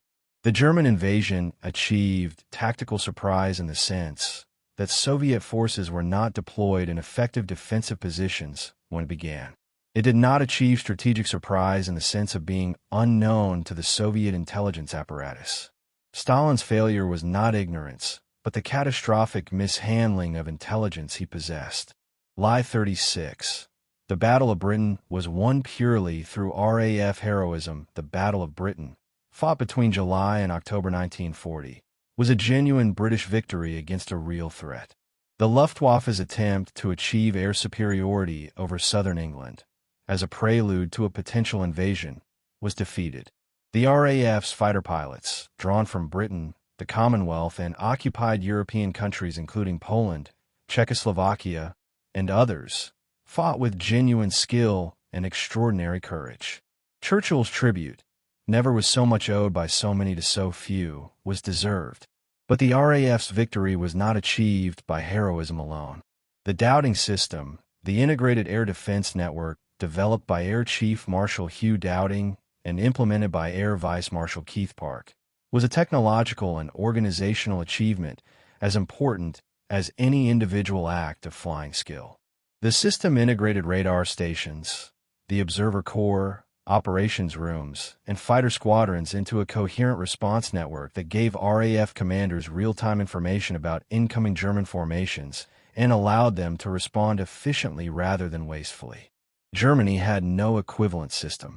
The radar itself, which the Germans knew about from reconnaissance, but underestimated in its organizational integration, provided a crucial early warning advantage that partially compensated for the RAF's numerical inferiority. The German decision in late August 1940 to shift from attacking RAF airfields, which was producing real results, to bombing London in retaliation for a British raid on Berlin, gave the RAF a period to recover. Whether this German decision was a strategic mistake or a deliberate choice is debated, but its operational effect was to reduce pressure on the RAF at a critical moment. The Polish squadrons, whose contribution is often underemphasized in British popular memory, performed at a higher kills-to-losses ratio than any other RAF unit. The victory was a coalition achievement built on organizational and technological foundations as much as individual bravery. Lie 37. Hitler declared war on the U.S. impulsively after Pearl Harbor on December 11, 1941, for days after Japan's attack on Pearl Harbor and 2 days after the United States declared war on Japan. Adolf Hitler declared war on the United States. This decision has been interpreted by many historians as one of Hitler's most catastrophic strategic errors, an impulsive act of solidarity with Japan that transformed a European war into a truly global conflict and brought American industrial and military power fully against Germany. The decision was not impulsive. Hitler had been contemplating and planning for eventual conflict with the United States for years. His long-term strategic vision had always included a future conflict with what he regarded as a Jewish-dominated American power. The Z Plan for German naval expansion, approved in 1939, envisioned a massive surface fleet capable of challenging American naval power in the Atlantic in the 1940s.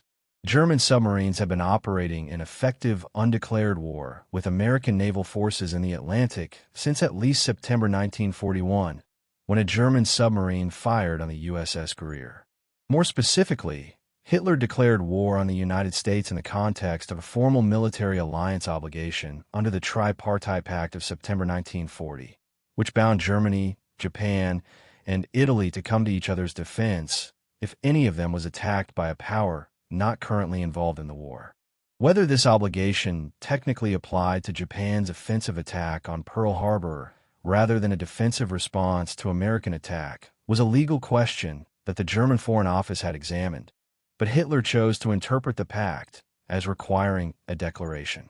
Hitler appears to have calculated that American involvement was effectively already happening through Lend-Lease and naval operations, and that a formal declaration would release German submarines to operate freely against American shipping. This was a decision made within a strategic framework, not an impulsive act, though the strategic framework was fundamentally miscalculated. Lie 38. Nazi Germany had technologically superior weapons throughout the war. The image of Nazi Germany as a technological powerhouse, produced by the genuine impressiveness of certain German weapons systems and amplified by post-war fascination with German engineering, has created a misleading picture of the overall balance of military technology in the Second World War. Germany did develop some weapons of genuine technological significance, but across the full range of military technology, the picture is considerably more mixed. The German 88mm anti-aircraft gun, which was also used devastatingly as an anti-tank weapon, was genuinely excellent. Certain German tank designs, particularly the Tiger I and the Panther, had technical characteristics that made them formidable in certain tactical contexts. German optical equipment, including gun sights and rangefinders, was generally superior to Allied equivalents. The Me-262 jet aircraft was technically advanced, though it arrived too late and in insufficient numbers to affect the war's outcome. Against these genuine achievements must be set significant German technological failures and disadvantages. German radar technology consistently lagged behind British development. German logistics systems were chronically inadequate, relying heavily on horse-drawn transport long after American and British forces had fully motorized. German aircraft engine development stagnated relative to American and British development in the Middle War years. German tank production numbers were consistently lower than Soviet and American production, meaning that for every technically superior German tank, its opponents could field several of a somewhat lower standard. The T-34, produced in enormous numbers by Soviet industry relocated east of the Urals, was a genuinely excellent tank and considerably more than a match for most German armor encountered. The American Sherman tank, while individually inferior to the Tiger and Panther, was reliable, easy to maintain, and available in such numbers as to compensate for technical shortcomings. The war was not won and lost on technological grounds. It was won on industrial and logistical grounds, and Germany was outproduced by its opponents from the moment the full resources of the Soviet Union, the British Empire, and the United States were fully mobilized. Lie 39. The Maginot Line was simply stupid French military thinking. The Maginot Line, the elaborate system of French fortifications constructed along the Franco-German border in the 1930s, has become synonymous in popular consciousness with military stupidity, the ultimate example of generals fighting the last war, of expensive defensive preparations made irrelevant by mobile warfare. When Germany invaded France through the Ardennes in May 1940, apparently bypassing the Maginot Line entirely, the narrative of French military incompetence seemed confirmed. The Maginot Line was not a stupid defensive concept. It was a rational response to the specific strategic and demographic circumstances of interwar France. France had lost approximately 1.5 million men in the First World War, proportionally one of the highest death rates of any combatant nation. French society and military planning in the interwar period was deeply shaped by this demographic catastrophe. The Maginot Line was designed to prevent any repetition of the grinding, attritional warfare on French soil that had characterized the First World War, to reduce the manpower requirement for defending the Franco-German border, and to channel any German attack northward into Belgium, where French and British mobile forces could meet it. This strategic logic was not unreasonable. The problem was not the Maginot Line itself, but French military doctrine regarding mobile warfare in the area north of the Maginot Line, particularly the assumption that the Ardennes forest was impassable to a major armored force. German planners, specifically Erich von Manstein, whose alternative plan was eventually adopted, proposed sending the main armored thrust precisely through the Ardennes. French military doctrine held this was impossible and allocated relatively weak forces to the sector. The fall of France in 1940 was a failure of French military doctrine and operational planning, not a failure of the Maginot Line, which was never actually penetrated by German forces. The fortifications achieved what they were designed to do. The rest of French strategic planning did not. Lie 40. France fell because the French were cowardly. The rapid French defeat in May and June 1940, when German forces conquered France in approximately 6 weeks, has generated a persistent cultural myth of French military cowardice and national weakness. This myth was politically useful for multiple parties. The Vichy regime found it useful for justifying collaboration. Some British observers found it useful for explaining why they needed to fight alone. And post-war American popular culture has found it a reliable source of contemptuous humor. The facts do not support the cowardice narrative. French forces in May 1940 fought in numerous engagements with genuine skill and courage. The Battle of Dunkirk, remembered in British memory primarily for the evacuation, was also a French defensive battle, with French forces holding the perimeter while British troops embarked. French soldiers who were surrounded fought to the last in some cases. The French Air Force destroyed more German aircraft than is typically acknowledged. The French defeat was primarily a failure of operational doctrine and command decision-making. The French High Command, under General Gamelin, made a critical error in committing its best mobile forces, including the British Expeditionary Force, to advance into Belgium when the German attack began, following the German deception that the main attack was coming through Belgium. When the actual main attack came through the Ardennes and reached the English Channel, these forces were cut off. The speed of the German advance also overwhelmed French command and control systems. French military communications were inadequate for the pace of mobile warfare, and the command structure was too slow to respond effectively to rapidly changing situations. These were failures of doctrine and organization, not of individual courage. The French army that was defeated in 6 weeks in 1940 was not a cowardly army. It was an army whose operational concepts and command systems were decisively outmatched by an opponent who had developed a new way of fighting and implemented it at a tempo its opponents could not match. Live 41. Vichy France was forced into collaboration against its will. The Vichy regime, the French government established after the armistice of June 1940 under Marshal Philippe Pétain, collaborated with the German occupation in ways that went considerably beyond what was required by the armistice terms. French police participated in the roundup and deportation of Jewish people, including foreign Jewish refugees who were not technically covered by German demands. The anti-Jewish Statut des Juifs, the Jewish statute that stripped Jews of their civil rights in France, was enacted by the Vichy government on its own initiative, before the Germans demanded it. The myth of forced collaboration, that French officials simply had no choice and did only what German pressure required, was comprehensively dismantled by historian Robert Paxton in his 1972 book Vichy France, Old Guard and New Order. Drawing on German archival sources that had not previously been examined, Paxton demonstrated that the Vichy regime frequently exceeded German demands in its anti-Jewish measures, that it actively sought a collaborative relationship rather than merely accepting it under coercion, and that significant elements of French society found in the German occupation an opportunity to implement political agendas that had been frustrated in the Third Republic.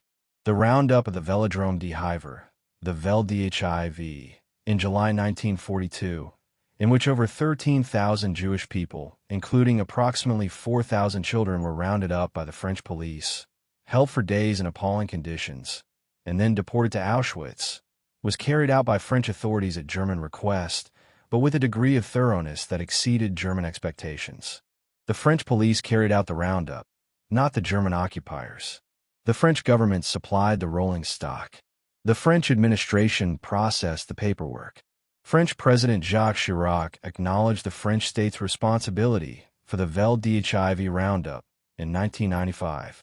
Previous French governments had maintained that Vichy was not the legitimate French state, and that therefore France bore no responsibility for its actions.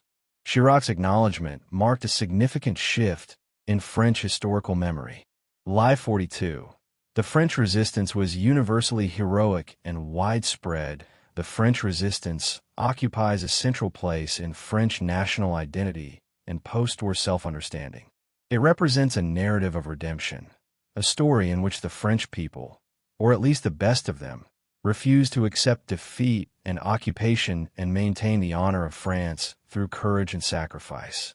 The resistance fighters celebrated in French memory, in films, novels, and official commemoration, are genuine heroes whose courage and sacrifice deserve recognition. But the honest historical picture of the French population under occupation is considerably more complex than the resistance mythology allows. Historians have estimated that active resistance fighters numbered somewhere between 200,000 and 400,000 people at the peak of the resistance, in a French population of approximately 40 million. The majority of French people, faced with the realities of occupation, the risks of resistance, and the daily demands of survival, chose neither active resistance nor active collaboration, but accommodation, a pragmatic adaptation to the conditions of occupation that could shade in either direction, depending on circumstances. The post-war myth of a France that had been entirely resistant was consciously constructed by de Gaulle and the Free French as a political necessity for national reconciliation. It suppressed the more uncomfortable truths of collaboration, denunciation of Jewish neighbors, and participation in the Vichy system. The French film The Sorrow and the Pity, made by Marcel Ophuls in 1969, which documented the reality of collaboration and accommodation in Clermont-Ferrand during the occupation, was banned from French state television until 1981, more than a decade after its completion, because its portrait of the occupation was considered too damaging to the national myth. The heroes of the resistance were real. The myth of universal resistance was a political construction, and the uncomfortable space between the two is where most of history actually lives. Lie 43. Switzerland's wartime neutrality was noble and, without benefit to Nazi Germany, Switzerland maintained formal neutrality throughout the Second World War and is often presented as a small nation that protected its independence through principled neutrality, refusing to be drawn into a conflict that surrounded it on multiple sides. The Swiss image of wartime neutrality has been a component of Swiss national identity for decades. It is also substantially misleading about what that neutrality actually involved and who benefited from it. Switzerland was of enormous economic value to the Nazi regime throughout the war. Swiss banks accepted looted gold from Germany, including gold taken from the victims of the Holocaust, gold from the central banks of occupied countries, and gold extracted from Jewish property. The Swiss National Bank purchased approximately 1.6 billion Swiss francs worth of gold from Germany during the war, knowing that at least some of it was looted. Swiss banks also maintained accounts for Nazi officials and organizations, processed financial transactions that helped sustain the German war economy, and kept accounts belonging to Holocaust victims whose heirs would later be unable to access them. Swiss industry produced goods for the German war economy. Swiss railways transported goods through Swiss territory that were of military value to Germany. Swiss firms maintained commercial relationships with Germany throughout the war. The Swiss government strictly limited the admission of Jewish refugees, returning many to German-controlled territory, where they faced persecution and death.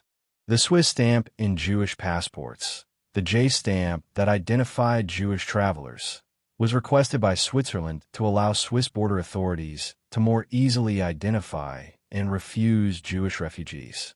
The Swiss Historical Inquiry of the 1990s, the Bergier Commission, produced a comprehensive report in 2002 that acknowledged Switzerland's role in financing the German war economy and the treatment of Jewish refugees.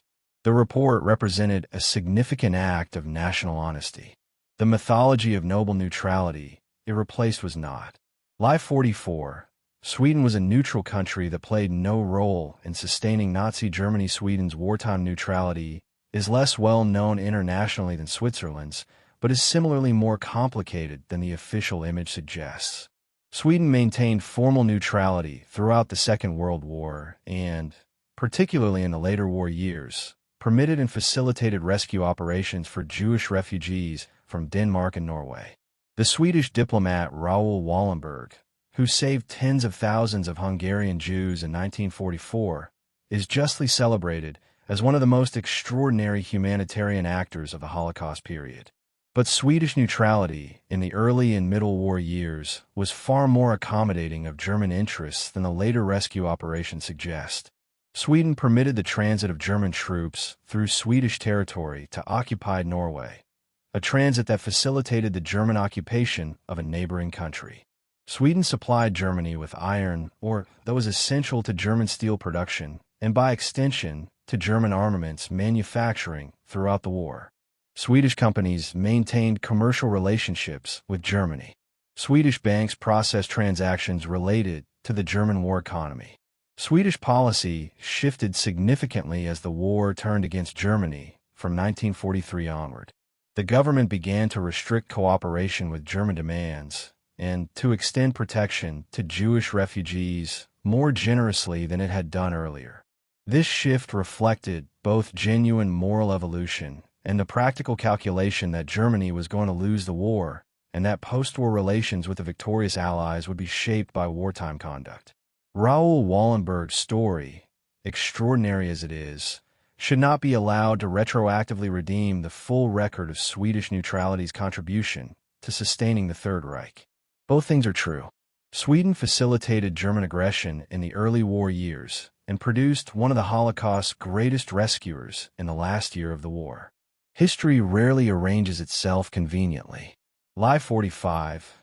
Japan and Nazi Germany were ideologically united allies. The Tripartite Pact of September 1940, which bound Germany, Japan, and Italy in a military alliance, has created the impression in popular memory of an ideologically coherent axis.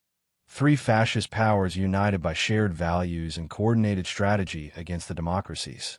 The reality of the German-Japanese relationship was considerably more distant, strategically uncoordinated, and ideologically contradictory than this image suggests.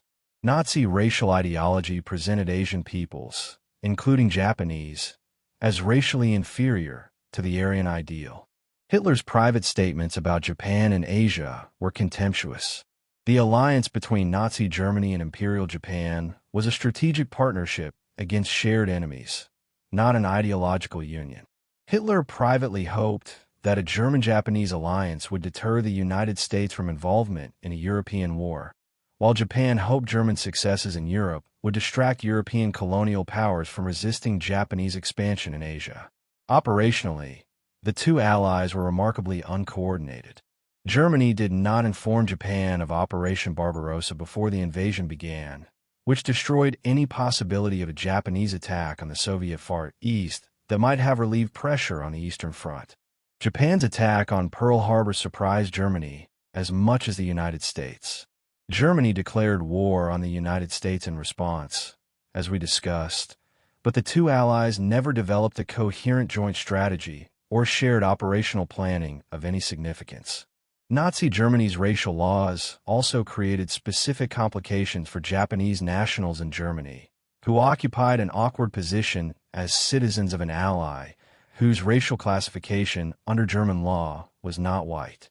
The regime classified Japanese as honorary Aryans for practical purposes, a designation that revealed the extent to which racial ideology bent to political necessity when required. And speaking of ideological contradictions in the Nazi system, let's discuss one that sits at the heart of the regime's self-presentation. Life 46. Nazi ideology was coherent and consistently applied. The Third Reich presented itself as the embodiment of a coherent racial nationalist ideology. The Volksgemeinschaft, the people's community, built on the principles of racial purity, national unity, and the leadership principle. This self-presentation has been taken more or less at face value by many popular accounts, which treat Nazi ideology as a fully worked-out system applied consistently across all domains of policy and practice. The historical reality reveals an ideology that was internally contradictory, inconsistently applied, and often bent to immediate practical necessities in ways that contradicted its stated principles. The racial classification system that was central to the Nuremberg laws required legal definition of who counted as Jewish, and the resulting definitions produced categories of mixed ancestry. The Misconceptions, whose treatment was debated across multiple wartime conferences without definitive resolution. The system's attempt to apply biological categories to social realities produced endless bureaucratic complications. The Volksgemeinschaft ideal of a unified people's community conflicted with the class interests of German industrialists and landowners who were essential to the regime's economic base. The regime made concessions to economic elites that contradicted its populist rhetoric. The relationship between state control and private enterprise in the German war economy was characterized by ongoing negotiation and compromise rather than ideological purity. The treatment of different racial groups was inconsistent in ways that revealed political calculation as much as ideology. Czechs were alternately persecuted and accommodated based on their economic value to the German war economy. Slavic peoples in the occupied East were designated for various fates, depending on their military and economic utility. The Misconceptions classification produced cases of individuals with partial Jewish ancestry who served in the German military. This is not to say Nazi ideology was merely opportunism in disguise. The core commitments to anti-Semitism and racial hierarchy were genuine and consistently pursued. But the gap between ideological purity and practical implementation was wide, and the history of the Third Reich cannot be understood by taking its self-presentation at face value. Life 47. Leni Riefenstahl was just a filmmaker following orders. Leni Riefenstahl produced two of the most technically innovative and ideologically consequential films in the history of cinema. Triumph of the Will, documenting the 1934 Nuremberg Rally, and Olympia, the two-part film of the 1936 Berlin Olympics, deployed cinematic techniques, including the use of multiple cameras, innovative angles, and editing rhythms that created a sense of power, beauty, and inevitability that remained influential for generations of filmmakers and remained studied in film schools. Riefenstahl spent her post-war life carefully constructing and defending the argument that she was an artist who had been co-opted by the Nazi regime, that she was politically naive, that she had no idea of the regime's crimes, and that her films were aesthetic achievements independent of their ideological function. This argument was accepted with varying degrees of credulity by different audiences and remained a subject of debate until her death in 2003 at the age of 101. The argument does not hold. Riefenstahl was not an unwilling instrument of propaganda. She was a willing and enthusiastic collaborator with the Nazi regime who understood the propaganda purpose of her work and served that purpose brilliantly. Triumph of the Will was commissioned by Hitler personally, gave Riefenstahl unprecedented access and resources, and was designed from the outset as a political document to present the Nazi Party as the legitimate governing movement of a unified German people. The film was not a documentary record of the Nuremberg Rally. It staged and restaged events for the camera, created a reality for the film that differed from what actually occurred at the rally. During the production of Triumph of the Will, Riefenstahl personally supervised the selection and use of Roma people from Berlin concentration camps as extras, people who were subsequently sent to their deaths. This was documented. She knew. Her post-war claims of ignorance and apolitical naivete were parts of a performance she gave for the rest of her very long life, and like all her best performances, technically accomplished. Live 48. The Nuremberg trials were an entirely fair and legitimate process. The International Military Tribunal at Nuremberg, which tried the major Nazi war criminals between 1945 and 1946, established principles of international law that remain foundational. It created the concept of crimes against humanity as a legal category, established individual criminal responsibility for state-directed atrocity, and rejected superior orders as a complete defense. These were genuine legal and moral achievements of lasting significance. But the Nuremberg trials also had significant procedural and principle problems that should be acknowledged honestly. The most fundamental was the question of victor's justice. The tribunal was composed entirely of judges from the four victor powers, the United States, Britain, France, and the Soviet Union, and tried only defendants from the defeated Axis powers. The Soviet judge at Nuremberg represented a government that had committed the Katyn forced massacre of approximately 22,000 Polish officers, and then attempted to blame it on Germany. The Katyn massacre was actually included in the Soviet indictment at Nuremberg, and was only withdrawn when the evidence clearly pointed to Soviet guilt. The crime of aggressive war, one of the charges at Nuremberg, was applied retrospectively to conduct that had not been clearly defined as criminal under international law at the time it was committed. The principle nullum crimen sine lege, no crime without prior law, which is fundamental to Western legal systems, was set aside in this respect. The Allied powers that tried German commanders for ordering aerial bombing of cities had conducted aerial bombing of German cities on a scale considerably larger than anything the Luftwaffe achieved. None of this means the defendants were innocent. They were not. The convictions for crimes against humanity and war crimes were based on overwhelming evidence and justified by any standard of moral reasoning. But acknowledging the legal and procedural limitations of the Nuremberg process is important for understanding both what the trials achieved and what they left unaddressed. Live 49.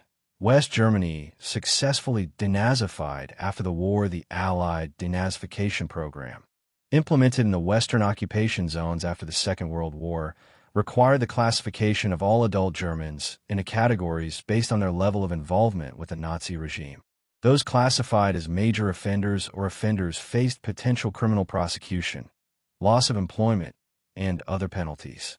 The program was designed to comprehensively purge Nazi influence from German society and public life. The program was largely a failure.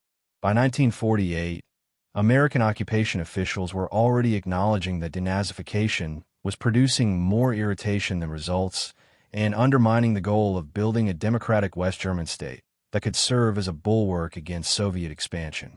The categories were applied inconsistently. The appeals process was available to anyone with sufficient social capital to mobilize character witnesses. Former Nazis who were economically or technically valuable, such as scientists, engineers, economists, and bureaucrats with knowledge essential to rebuilding Germany, were often classified in lower categories that allowed them to resume professional life quickly. West Germany needed to rebuild its administrative apparatus, its legal system, its universities, its scientific infrastructure, and its economy. The people with the relevant skills and experience were overwhelmingly people who had served the Nazi state in various capacities. The West German judiciary was staffed substantially by judges and prosecutors who had served under the Nazi regime. The West German Foreign Ministry hired back numerous officials who had served in the Nazi Foreign Office, including some who had participated in administering the occupied territories. The first post-denazification West German governments included figures with significant Nazi connections. Chancellor Konrad Adenauer's right-hand man and state secretary, Hans Globk, had written the official legal commentary on the Nuremberg laws. He served in the chancellery until 1963. This was not an exception. It was representative of the compromises made in the interest of rebuilding state capacity. True denazification was sacrificed to the practical necessity of governing and the geopolitical imperative of rapid reconstruction. Life 50. The CIA had no involvement in protecting Nazi war criminals. The networks that helped Nazi war criminals escape justice after the Second World War, the so-called Ratlands, involved multiple actors including church institutions, former SS networks, and neutral country governments. American intelligence organizations also played a significant and documented role in protecting specific Nazi war criminals from prosecution, in some cases deliberately, and in others through institutional indifference. The most significant documented case is Klaus Barbie, the Gestapo chief in Lyon, known as the Butcher of Lyon, who was responsible for the torture and deportation of thousands of Jewish people and French resistance fighters. After the war, Barbie was recruited as an informant by the U.S. Army Counterintelligence Corps, which knew about his wartime crimes and actively protected him from French investigators seeking to prosecute him.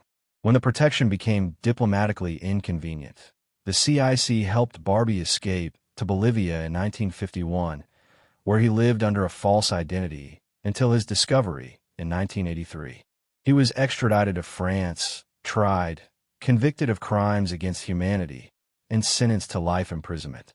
He died in prison in 1991. The broader Operation Paperclip, which brought over 1,600 German scientists, engineers, and technical experts to the United States, included individuals with documented connections to war crimes.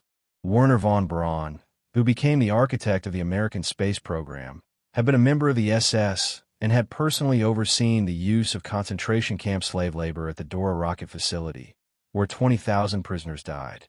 His SS membership and knowledge of the slave labor conditions were known to American authorities and were deliberately concealed or minimized in the paperwork that gave him an American identity. The decisions made in this area reflected Cold War calculations that prioritized intelligence assets and technical expertise over accountability. The human cost of those calculations was absorbed entirely by the victims and their families. Live 51. The book burnings were just symbolic acts. On May 10, 1933, students and members of the Deutsche Studentenschaft, the German student union, organized book burnings in university cities across Germany, including Berlin, Munich, Frankfurt, and Bonn. In Berlin, Goebbels attended and gave a speech. Thousands of books deemed un-German or Jewish or politically unacceptable were burned in public spectacles that drew crowds and press coverage. The images of the Berlin book burning became iconic symbols of Nazi cultural barbarism. The book burnings are often described as purely symbolic gestures, dramatic theatrical actions whose practical impact was limited because the books themselves were widely available. This characterization minimizes what was actually accomplished. The book burnings were the visible, public announcement of a systematic program of censorship and cultural control that had already begun and would deepen over the following years. The Reich Chamber of Culture, established in September 1933 under Goebbels, controlled access to all cultural professions. Artists, writers, musicians, filmmakers, and journalists could not work without membership, and Jewish artists and those deemed politically unreliable were excluded from membership. The practical effects of this cultural control were enormous. Authors who were burned left or were forced out of Germany. The German intellectual and cultural diaspora of the Nazi period, which included Thomas Mann, Bertolt Brecht, Hannah Arendt, Walter Benjamin, Sigmund Freud, Albert Einstein, and hundreds of others, represented an extraordinary hemorrhage of human intellectual capital. The books that were burned represented a tradition that was being deliberately severed. German cultural and intellectual life would take generations to recover from the elimination of Jewish and dissident participation. Heinrich Heine's 1820 quote, that where books are burned, in the end people will also be burned, was displayed on the memorial at the site of the Berlin book burning. He wrote it more than a century before it was proved accurate. Life 52. Nazi art was merely unsophisticated propaganda. The relationship between the Nazi regime and the arts is typically reduced to two elements in popular memory: the burning and banning of modernist and abstract art, characterized by the regime as entente or degenerate, and the promotion of heroic realist art, depicting muscular Aryan figures, pastoral German landscapes, and idealized racial images. The Entartet Kunst exhibition of 1937, which displayed banned modernist works in deliberately degrading conditions alongside sneering commentary, and which was ironically more popular than the simultaneously running exhibition of approved German art, has made the Nazi aesthetic easily definable and easily dismissed. This dismissal, while aesthetically understandable, misses important aspects of how Nazi cultural policy actually functioned. The regime was more culturally sophisticated in some areas than the caricature suggests. Nazi film production, while serving propaganda purposes, produced works of genuine cinematic quality and included popular entertainment films that competed successfully with Hollywood imports. The regime understood that overt propaganda was less effective than entertainment that normalized its values, and German cinema of the period included comedies, melodramas, and adventure films that addressed Nazi themes obliquely rather than directly. Nazi architecture, particularly the work of Albert Speer and Paul Ludwig Troost, drew on classical and neoclassical traditions and produced buildings and plans that reflected genuine architectural ambitions, however morally contaminated those ambitions were by their context. The scale of the planned Germania redesign of Berlin represented an urban planning vision that, while designed to express ideological dominance rather than human livability, was technically sophisticated. The dismissal of Nazi art as purely unsophisticated protects us from the uncomfortable recognition that aesthetics and morality are not naturally aligned, that technically sophisticated and emotionally effective art can serve the most monstrous political purposes, and that the mobilization of aesthetic experience in service of political power is not a Nazi invention, but a recurring temptation. Life 53. Mussolini was Hitler's puppet. The relationship between Adolf Hitler and Benito Mussolini is typically understood as one of dominant and subordinate, with the senior fascist dictator, Hitler, directing and controlling the junior one, Mussolini, whose Italy is presented as a weak partner dragged into a war for which it was unprepared. This image was cultivated by Mussolini's post-war apologists and has been absorbed in a popular understanding. The historical reality is more complex. The relationship began with Mussolini as the senior partner. Il Duce, having taken power in 1922, was the internationally recognized model for European fascism in the late 1920s and early 1930s. Hitler explicitly acknowledged Mussolini as an inspiration. When Austrian Nazis attempted to seize power in 1934, Mussolini mobilized Italian troops on the Brenner Pass to signal that Italy would not accept German absorption of Austria, and Hitler backed down. Mussolini, not Hitler, was the dominant partner in the early years of their relationship. The balance shifted through the mid-1930s as Germany rearmed and Italy's military limitations became apparent.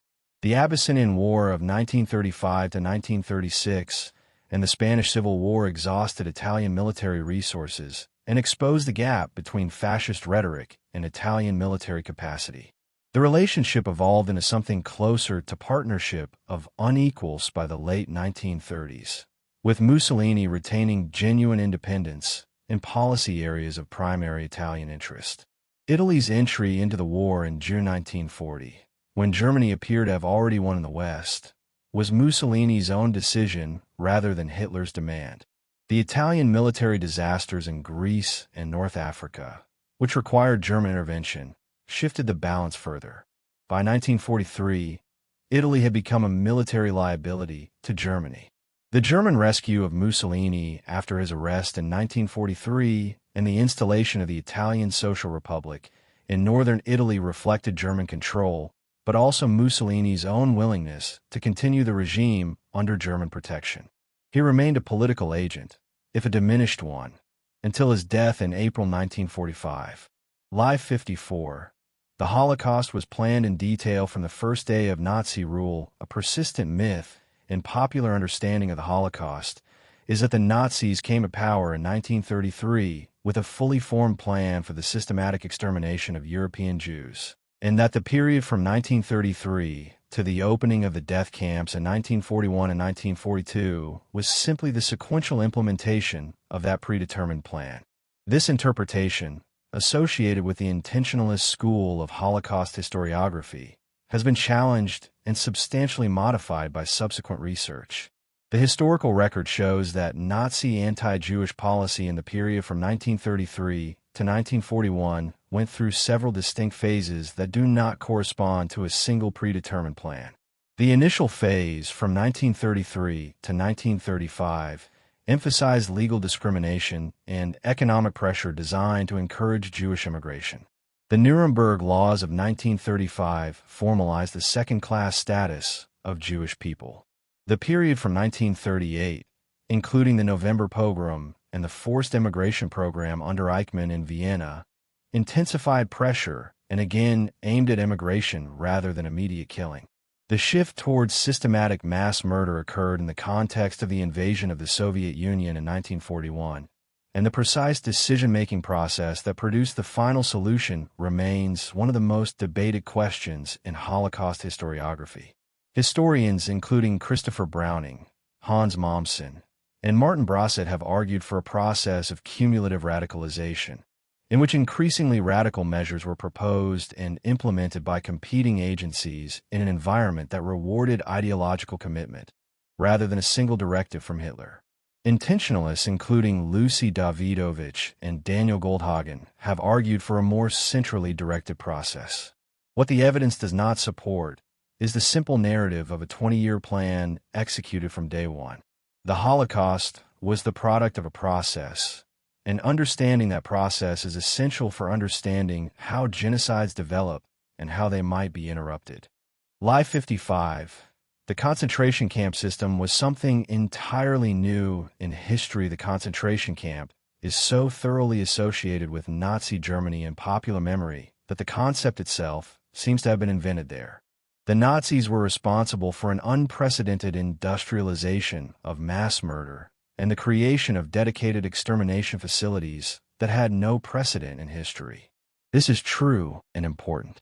But the basic concept of concentrating civilian populations in guarded enclosures under conditions of deliberate deprivation was not a Nazi invention. The term concentration camp appears to have entered the language first in the context of the British detention of Boer civilians during the Second Boer War in South Africa from 1900 to 1902, in which approximately 28,000 Boer civilians and perhaps 14,000 black South Africans died in British camps from disease, malnutrition, and harsh conditions. The Spanish military in Cuba used a similar system, called reconcentration, in the 1890s. The United States used the terminology when it described its detention camps for Japanese Americans during the Second World War, though American officials later objected to the comparison with Nazi camps. The Soviet Gulag system, which had been operating since the 1920s and reached its greatest scale in the Stalin period, provided a model of using prison camp labor for economic purposes that paralleled in some respects the Nazi use of concentration camp labor. Though the primary Soviet purpose was economic exploitation and political control rather than racial extermination. The specifically Nazi innovation was the creation of facilities whose primary purpose was not detention, punishment, labor extraction, or population control, but systematic killing. The death camps of Operation Reinhard and the gas chambers of Auschwitz-Birkenau had no direct precedent in the history of state violence. This novelty deserves recognition precisely because it should not be obscured by the reality that the broader camp system had historical antecedents. Live 56. The German military was incompetent before Hitler modernized it. The myth of Hitler as the modernizer of the German military, who transformed a demoralized and backward force into the war machine that conquered Europe, is popular but historically inaccurate. The military reforms and doctrinal innovations that produced the Wehrmacht's early successes were not Hitler's invention. They were the product of a remarkable generation of German military thinkers who had been working on the problem of restoring German offensive capability since the end of the First World War. Hans von Seykt, the commander of the Reichswehr from 1920 to 1926, transformed the small professional army allowed by Versailles into a highly trained officer corps that could serve as the cadre for rapid expansion. He emphasized mobility, combined arms operations, and flexible tactical decision-making at lower levels of command, the doctrinal foundation of what would become Blitzkrieg. Officers like Heinz Guderian, who developed German armor doctrine, drew on British and American theoretical work by J.F.C. Fuller and Basil Liddell Hart as much as on German innovation. Hitler's role was to create the political conditions for rearmament, to provide the resources for expansion, and to take the political risk of early aggressive action, including the remilitarization of the Rhineland and the invasion of the Rhineland. He was not the architect of German military doctrine. He frequently opposed the advice of his generals and sometimes overrode their professional judgment to good effect and sometimes to catastrophic effect. His contribution was political and psychologically coercive rather than professionally military. The German military's early successes reflected a genuine doctrinal advantage over opponents who had not yet adapted to mobile warfare. They were not the product of Hitler's military genius. Live 57. The Tiger tank was essentially unbeatable. The Tiger, a heavy tank, introduced in late 1942 and first used in combat at the Siege of Leningrad in September 1942, has acquired a mythological reputation in both popular history and gaming culture that substantially exceeds its actual operational record. The Tiger's 88mm gun and thick armor made it a formidable opponent in the tactical engagements that formed the basis of its reputation, and numerous accounts of individual Tigers engaging and destroying multiple Allied tanks do reflect genuine technical superiority in certain respects. The Tiger's operational record was less impressive than its tactical reputation suggests. The tank was mechanically unreliable, requiring extensive maintenance that was difficult to perform in field conditions. Its weight made it too heavy for many bridges and caused it to bog down in the muddy conditions common on the Eastern Front. Its fuel consumption was enormous, and its strategic range was limited. Production numbers were modest. Approximately 1,347 Tigers were built across the entire war, compared to approximately 84,000 T-34s built by the Soviet Union or approximately 49,000 Sherman tanks built by the United States. The Tiger's tactical successes were real, but rarely decisive at the operational level precisely because there were so few of them. Allied commanders learned tactics for engaging Tigers that compensated for their vehicles' individual inferiority, including flanking attacks, smoke screening, and overwhelming numerical concentration. The Tiger was expensive to build, difficult to maintain, and relatively rare. Its reputation, carefully cultivated by German propaganda and reinforced by post-war memoirs, has consistently exceeded its actual contribution to the German war effort. The gap between the Tiger's reputation and its operational significance is a useful case study in how military mythology is constructed and how it can distort historical understanding. Live 58. Nazi jet aircraft could have won the war if Hitler had not interfered. The Messerschmitt Me-262, the world's first jet-powered fighter aircraft to see operational service, has been the subject of a persistent myth that it could have changed the outcome of the air war over Europe, and that Hitler's insistence on converting it into a high-speed bomber rather than a fighter delayed its operational deployment by months, and thus threw away Germany's last technological advantage. This myth has several problems. First, the timeline of Me-262 development does not support the bomber conversion explanation for its late entry into service. Development problems with the Junkers Jumo 004 turbojets that powered the aircraft created delays that were unrelated to any Hitler intervention. Second, when the aircraft did enter service in significant numbers in late 1944, it faced limitations that prevented it from being the war-winning weapon of mythology. The turbojets were unreliable and had a very short operational lifespan. The aircraft's high speed, while advantageous in straight-line performance, made it vulnerable to Allied fighters, which could outmaneuver it at slower speeds, particularly during the critical takeoff and landing phases. Allied pilots learned to wait near Luftwaffe airfields for jets to land when they were at their most vulnerable. Third, by late 1944, Germany's fundamental problem was not technological but material. The Allied strategic bombing campaign had severely damaged German fuel production. An aircraft of exceptional performance is of limited value when it cannot be fueled, and the Me-262's thirsty turbojets consumed fuel Germany could not reliably produce. Pilot training programs were also suffering from fuel shortages that limited flight hours. The Me-262 was a genuine technological achievement. The myth that it could have changed the war's outcome is retrospective fantasy that underestimates the scale of Germany's structural disadvantage by 1944. Live 59. Heinrich Himmler built the SS entirely on his own initiative. Heinrich Himmler became Reichsführer SS, the national leader of the SS, in January 1929, when the organization had approximately 280 members. By the end of the Second World War, it had grown into a vast empire of military, police, intelligence, and economic organizations with millions of members and affiliates, controlling the concentration camp system, the Gestapo, the Waffen-SS military forces, a range of SS business enterprises, and significant portions of German occupation administration. This extraordinary expansion is sometimes presented as Himmler's personal achievement, a tribute to his organizational ability and ideological vision.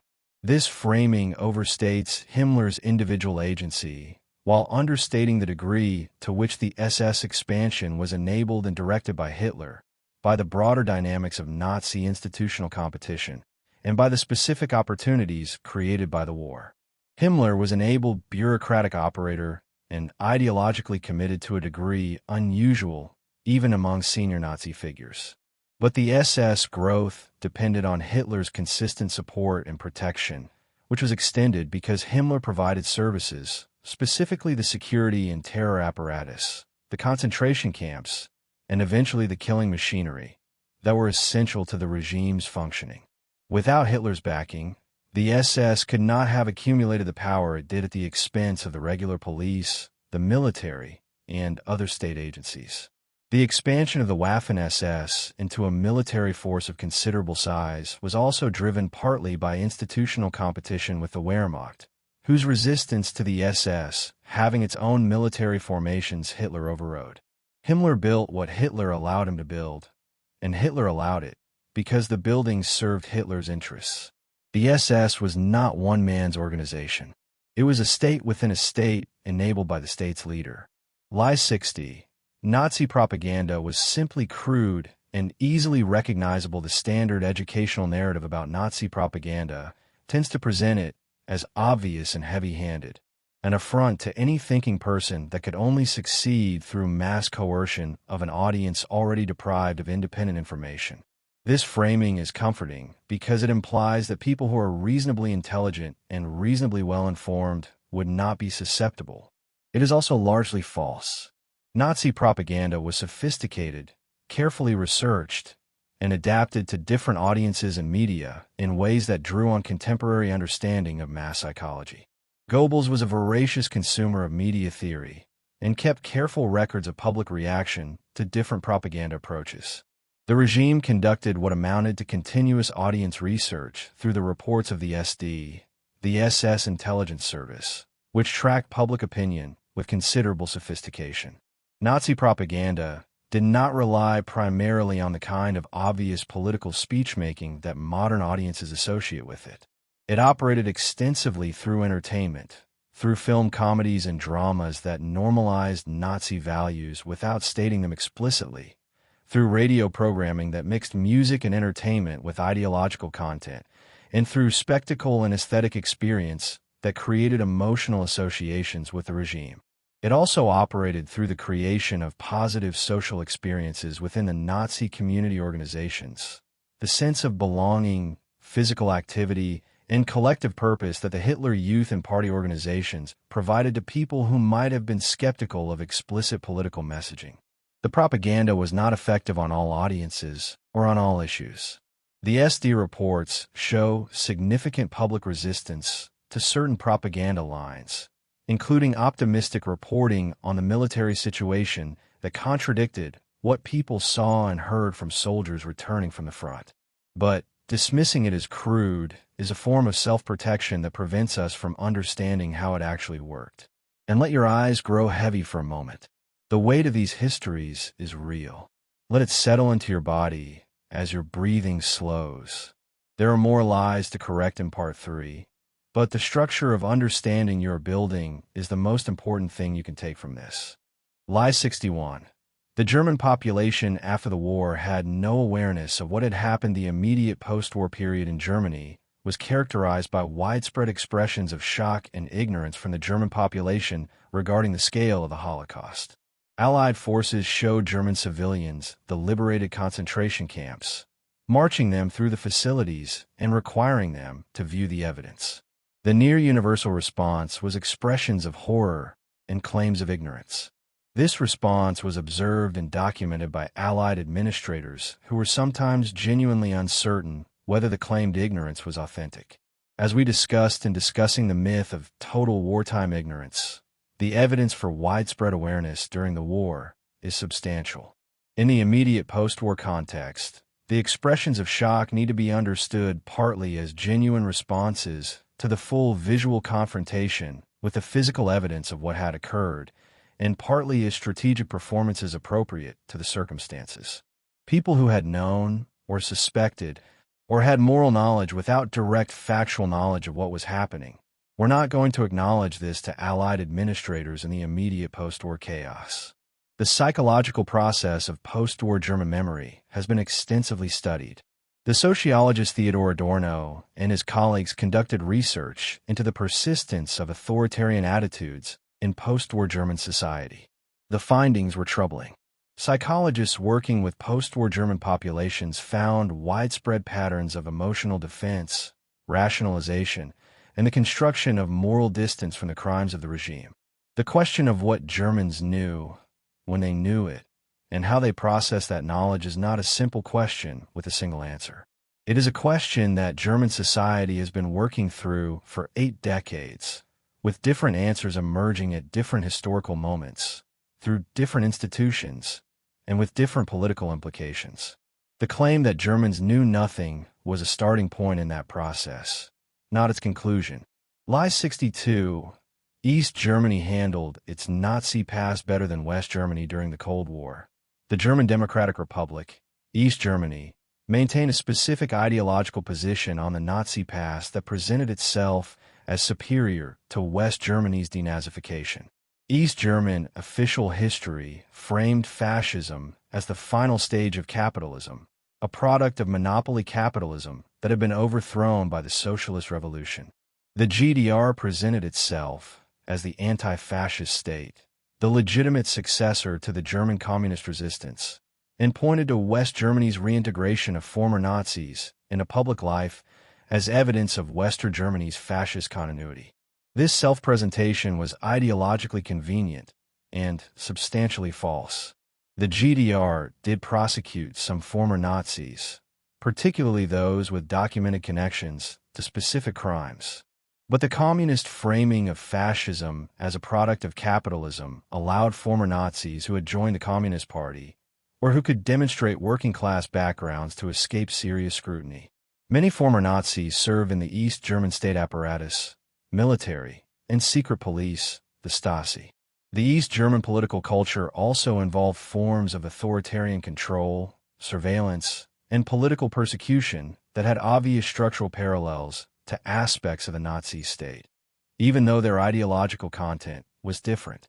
The Stasi's file-keeping on approximately 1 in 7 East German citizens, its use of unofficial informants, and its techniques of psychological manipulation, the Zersitzung, or corrosion, method of destroying dissidents through interference in their personal lives, drew on and reflected a tradition of security state practice that had obvious continuities with earlier German security culture. The competition between East and West Germany over who had more thoroughly addressed the Nazi past was a Cold War propaganda contest with limited relationship to the actual depth of historical reckoning on either side. Lie 63.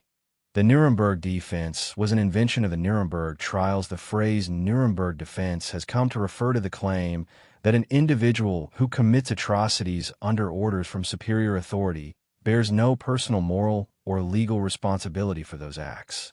At the Nuremberg trials, numerous defendants offered variations of this defense. The tribunal rejected it as a complete defense, establishing the principle that following manifestly illegal orders does not absolve individual responsibility for the commission of crimes against humanity. This principle, that individuals are responsible for their actions even when following orders from legitimate authority, was not invented at Nuremberg. It had precedents in military law traditions going back centuries, and the specific question of criminal responsibility for following orders had been addressed in legal contexts before the Second World War. The German Army's own military legal code included provisions making soldiers responsible for manifestly criminal orders. What Nuremberg established was the application of this principle at the highest levels of state authority, creating a legal framework in which heads of state and senior government officials could be held criminally responsible for the policies they directed. This was genuinely novel in international law. The argument that the tu quoque defense, that the Allied powers had committed similar acts and therefore could not prosecute Germany, was rejected by the tribunal. The Nuremberg principles, as they have become known, were subsequently incorporated into international law and have formed the basis of international criminal tribunals, including the International Criminal Tribunal for the former Yugoslavia, the International Criminal Tribunal for Rwanda, and the International Criminal Court. The development of international criminal law from Nuremberg to the present day represents one of the genuine positive legacies of the Second World War, even though its application has been deeply inconsistent. Lie 64. The Holocaust was only about Jews. The Holocaust, in its most specific scholarly definition, refers to the genocide of the Jewish people, the systematic, state-sponsored murder of approximately 6 million Jewish men, women, and children by the Nazi regime and its collaborators.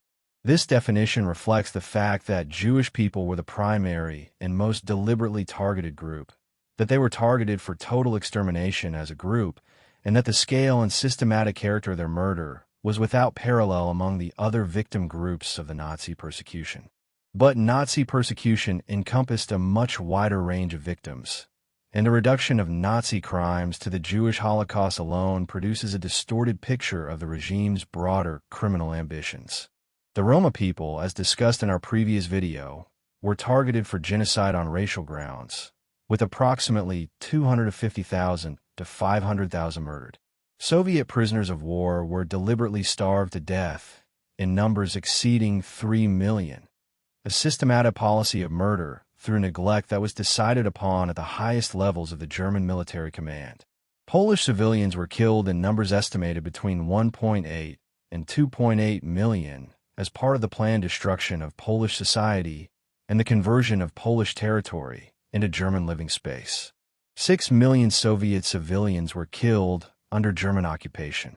People with physical and mental disabilities were targeted by the T4 euthanasia program that killed approximately 200,000. Political opponents, including communists, social democrats, and trade unionists, were the first occupants of the concentration camps.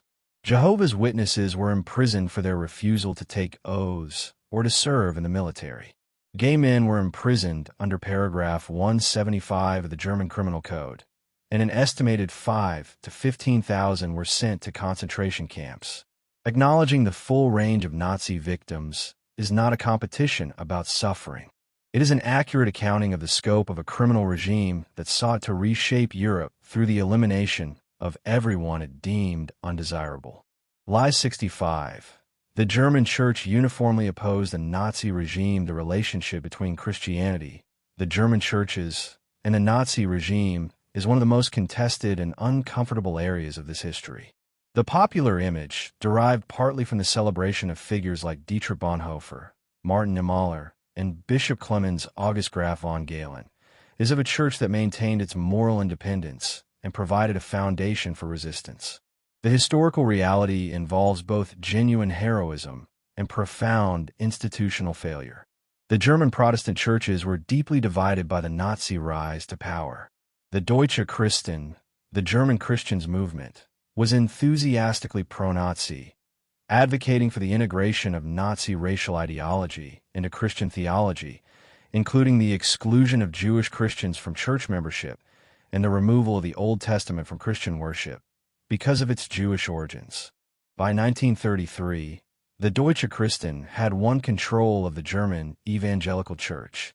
The opposing confessing church, organized partly through Bonhoeffer's influence, maintained traditional Christian doctrine against the racial distortions of the Deutsche Christen, but its resistance was primarily theological rather than political, and explicitly political opposition to the regime was rare even within the confessing church.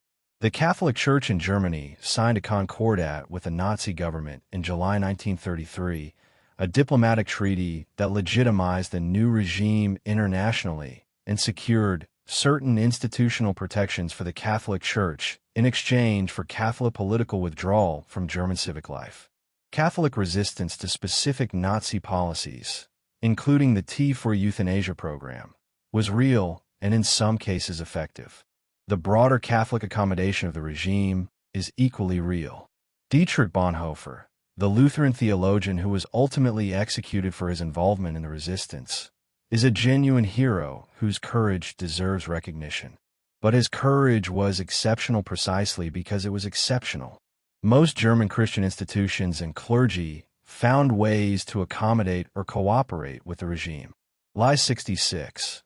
Nazi Germany's defeat was inevitable from the moment they invaded the Soviet Union. The argument that Germany's defeat was strategically inevitable from June 22, 1941, the moment Operation Barbarossa began, has an intuitive appeal. A country with approximately 80 million people and modest natural resources was fighting a coalition that included the Soviet Union with its vast territory and population, the British Empire, and eventually the industrial giant of the United States. The combined resources of Germany's opponents dwarfed its own. How could defeat have been anything other than inevitable? The inevitability argument, however comfortable it is for those who were ultimately victorious, is historically problematic. Counterfactual military history is inherently speculative, but serious historians including David Glantz, John Erickson, and others have documented how close the German advance came to achieving decisive strategic objectives in 1941 and 1942. The fall of Moscow in the autumn of 1941 was a genuine possibility. Soviet defensive capacity in the summer of 1941 was severely compromised by Stalin's purge of the military leadership and by the catastrophic initial losses. The decisions made by the German command, particularly the diversion of Army Group Center's forces south in August 1941 to assist Army Group South's drive toward Kiev, are among the most debated operational decisions of the war precisely because their counterfactual alternatives remain genuinely contested. The point is not that Germany should or could have won. It is that the outcome was not predetermined, and that treating it as predetermined serves to shift responsibility for choices made by human beings into the comfortable realm of inevitability. The human decisions, the mistakes, the strategic errors, and the moral choices of individuals that contributed to Germany's defeat were real choices made by real people. Calling the outcome inevitable eliminates the human agency from the story and the moral weight that agency carries. Lie 67. Anti-Semitism was unique to Germany and Central Europe. The Nazi exploitation of anti-Semitism is sometimes presented as a specifically German or Central European phenomenon, a product of German culture, Lutheran religious tradition, or the specific circumstances of German Jewish emancipation. This framing, while not without some historical grounding, dangerously localizes a hatred that was genuinely international in scope. Anti-Semitism in the late 19th and early 20th centuries was a Europe-wide phenomenon with significant presence in the United States. The Dreyfus Affair in France, in which a Jewish army officer was falsely convicted of treason in 1894, revealed the depth of institutional anti-Semitism in one of Europe's most cosmopolitan republics. The Protocols of the Elders of Zion, a fabricated document describing an alleged Jewish conspiracy for world domination, was first published in Russia in 1903, translated into multiple languages, and widely circulated across Europe and the United States. Henry Ford published extensive anti-Semitic material in his newspaper The Dearborn Independent in the early 1920s. Anti-Semitic quotas limited Jewish admission to American universities. American immigration law in the early 20th century was influenced by the desire to limit Jewish immigration. Eastern European anti-Semitism, particularly in Poland, Ukraine, and Russia, had a long and violent history. Pogroms, organized mob violence against Jewish communities, had been a recurring feature of life in the Russian Empire for decades before the First World War. The participation of local populations in the murder of Jewish people in the occupied Soviet Union and Poland during the Holocaust drew on traditions of anti-Semitic violence that predated the Nazi occupation. This does not relativize Nazi anti-Semitism or suggest that the Holocaust was inevitable because anti-Semitism existed elsewhere. It means that the genocide could find collaborators across Europe precisely because the prerequisite hatred was widely available. Treating anti-Semitism as a specifically German aberration has consistently allowed other societies to avoid examining their own anti-Semitic traditions, both historical and contemporary. Lie 68. The Great Depression alone caused Nazism. The correlation between the economic catastrophe of the Great Depression and the electoral surge of the Nazi Party in Germany is real and important. The Nazis received approximately 2.5% of the vote in the 1928 federal elections, when the Weimar economy was in a period of relative stability. By July 1932, as the Depression reached its worst point in Germany, with unemployment at approximately 30% and hundreds of thousands of families destitute, the Nazis received 37% of the vote. The statistical relationship is clear. But the Depression is not a sufficient explanation for Nazism as a political phenomenon for several reasons. Most importantly, the Great Depression was a global catastrophe that affected virtually every industrialized nation, and the political responses it produced varied enormously. France experienced significant political instability, but did not produce a fascist government. The United States produced the New Deal. Britain produced a national government coalition. Scandinavia produced social democratic consolidation. The Depression created conditions of economic desperation that political actors could exploit, but the direction of that exploitation was determined by the specific political cultures, institutional frameworks, and available ideological alternatives in each country. Germany's specific susceptibility to the Nazi response reflected factors that predated the Depression: the weakness of Weimar democratic institutions, the delegitimization of democratic politics through the Versailles humiliation narrative, the strength of nationalist and anti-Semitic traditions in German political culture. The specific institutional failures of the German party system in managing coalition politics, and the deliberate sabotage of the Weimar Republic by conservative elites who preferred authoritarian rule to social democracy. The Depression was the accelerant. The fuel had been accumulating for a long time before it arrived. Lie 69. Hitler was loved unconditionally by all Germans throughout his rule. The myth of Hitler as an idol unconditionally worshipped by all Germans throughout the Nazi period is as misleading as the myth that the German population was entirely coerced into apparent compliance. Both myths serve to avoid the more complex and historically accurate picture of a population whose relationship to the regime evolved over time, varied across social groups, and reflected a genuine mixture of enthusiasm, acquiescence, calculation, and in some cases resistance. The social psychologists and historians who have studied German public opinion during the Nazi period, drawing on SD surveillance reports, police records, and other contemporary sources, find a considerably more nuanced picture. The regime enjoyed genuine popular enthusiasm for specific policies and achievements, including the economic recovery of the mid-1930s, the foreign policy triumphs of the Rhineland and Austria and Sudetenland, and the military victories of 1939 to 1941. These successes generated real popular support. But the regime also faced significant popular dissatisfaction on specific issues throughout its existence. Public reception of the early concentration camps was mixed. The church struggle, the regime's conflict with Catholic and Protestant institutions, produced genuine popular resistance. The euthanasia program, when rumors about it spread, generated genuine public unease. War weariness became measurable from 1942 onward, and the SD reports document increasing defeatism, criticism of the military and political leadership, and growing popular anxiety from Stalingrad through to the end of the war. Hitler's personal popularity was consistently higher than the regime's in SD polling, a phenomenon that led to the concept of working toward the Führer, in which officials attributed to Hitler personally the positive aspects of the regime while shielding him from association with its unpopular elements.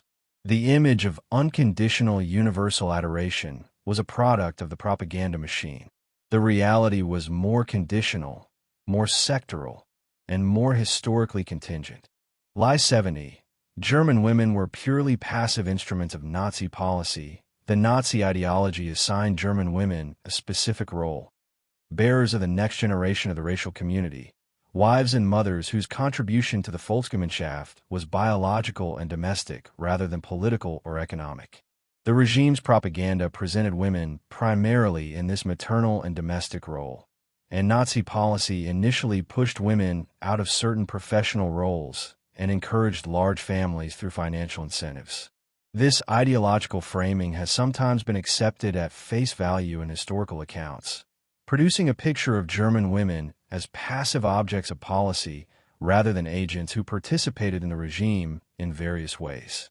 The historical scholarship of the past 3 decades has substantially challenged this picture. Women participated in the Nazi movement from its earliest days, including in the street violence of the early movement, as enthusiastic supporters, organizers, and propagandists. Women were members of the SS auxiliary organizations and worked in the concentration camp system as guards, most infamously at Ravensbrück and in the women's sections of other camps. Female guards at Auschwitz-Birkenau carried out selections and participated in camp violence. Ilse Koch, the wife of the Buchenwald commandant, was tried after the war for atrocities she personally committed at the camp. More broadly, German women participated in the social functioning of the Nazi system in ways that were essential to its maintenance.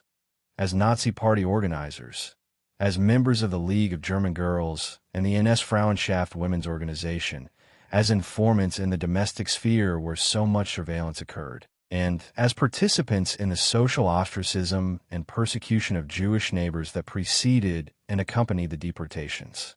This is not a generalization that condemns German women as a group.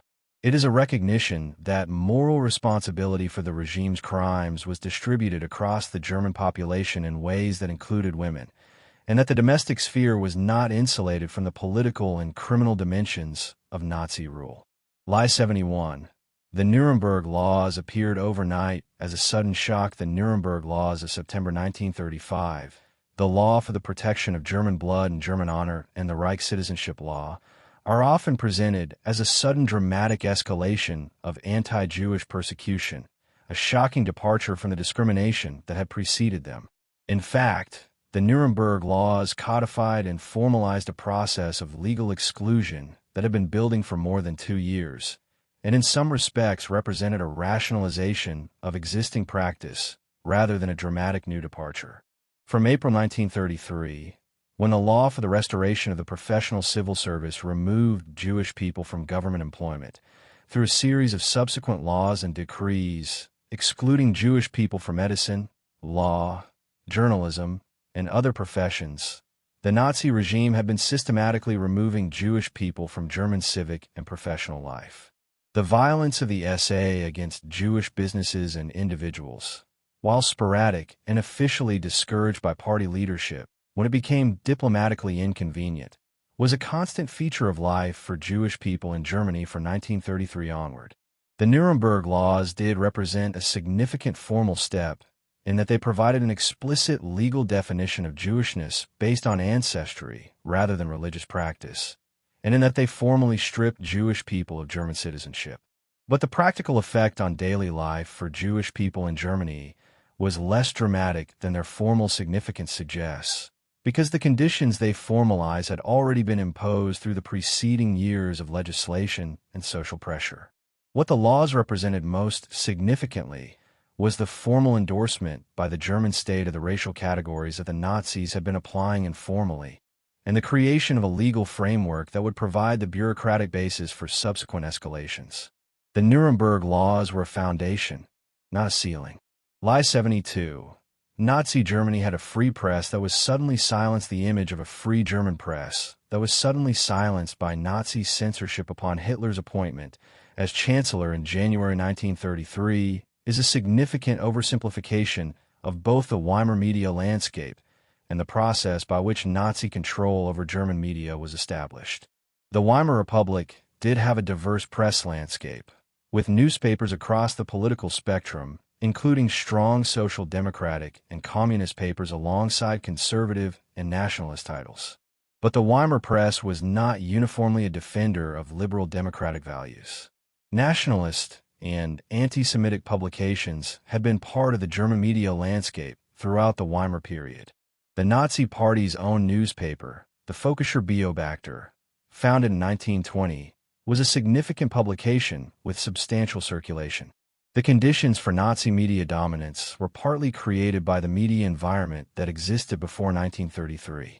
The process of press coordination, Gleichschaltung, was not instantaneous but took several months and was accomplished through a combination of legal pressure, economic intimidation, and political violence. Jewish editors and journalists were removed from their positions. Left-wing publications were banned following the Reichstag fire decree of February 1933. Economic pressure and the threat of legal action encouraged owners of other publications to self-censor and to dismiss politically unreliable staff.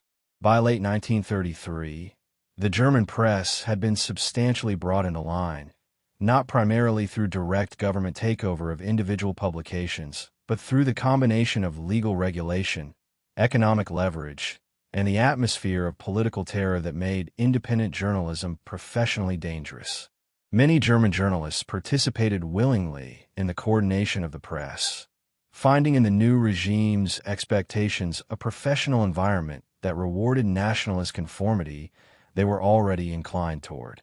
The free press that was silenced was real, but it had always coexisted with a loud and powerful nationalist press that was the direct predecessor of Nazi media culture.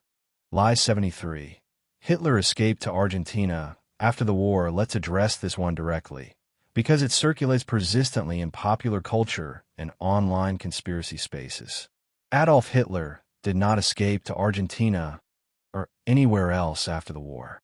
He died in his underground bunker in Berlin on April 30th, 1945. This is established beyond reasonable historical doubt by extensive evidence. The evidence for Hitler's death includes a testimony of multiple eyewitnesses who were present in the Führerbunker in the final days of April 1945, including his personal secretaries, aides, and other staff. Multiple witnesses testified to hearing the gunshot in the afternoon of April 30th, and as subsequently discovering Hitler's body and that of Eva Braun, who had taken cyanide. The bodies were carried to the Reich Chancellery Garden, doused with petrol, and burned, again witnessed by multiple individuals. The Soviet forces who subsequently occupied the Chancellery conducted forensic investigations and recovered dental bridge fragments that were matched to Hitler's dental records. The Soviet Union maintained for years, for its own political reasons, that it was not certain Hitler was dead, declining to release the forensic evidence it had gathered. This Soviet ambiguity contributed to the conspiracy theories. The Soviets eventually released some of their evidence in the post-Soviet period, and subsequent DNA analysis of remains held by Russian archives confirmed the identification. The persistent belief in Hitler's survival and escape reflects a psychological dynamic. The desire to believe that the principal architect of catastrophic evil was punished rather than dying by his own hand in a partially burned-out bunker. It also reflects the genuine escape of other senior Nazi figures to South America through documented ratlins. But the evidence for Hitler's death in Berlin in April 1945 is overwhelming, and the conspiracy theories rest on the absence of a publicly displayed body rather than on positive evidence of survival. Lie 74.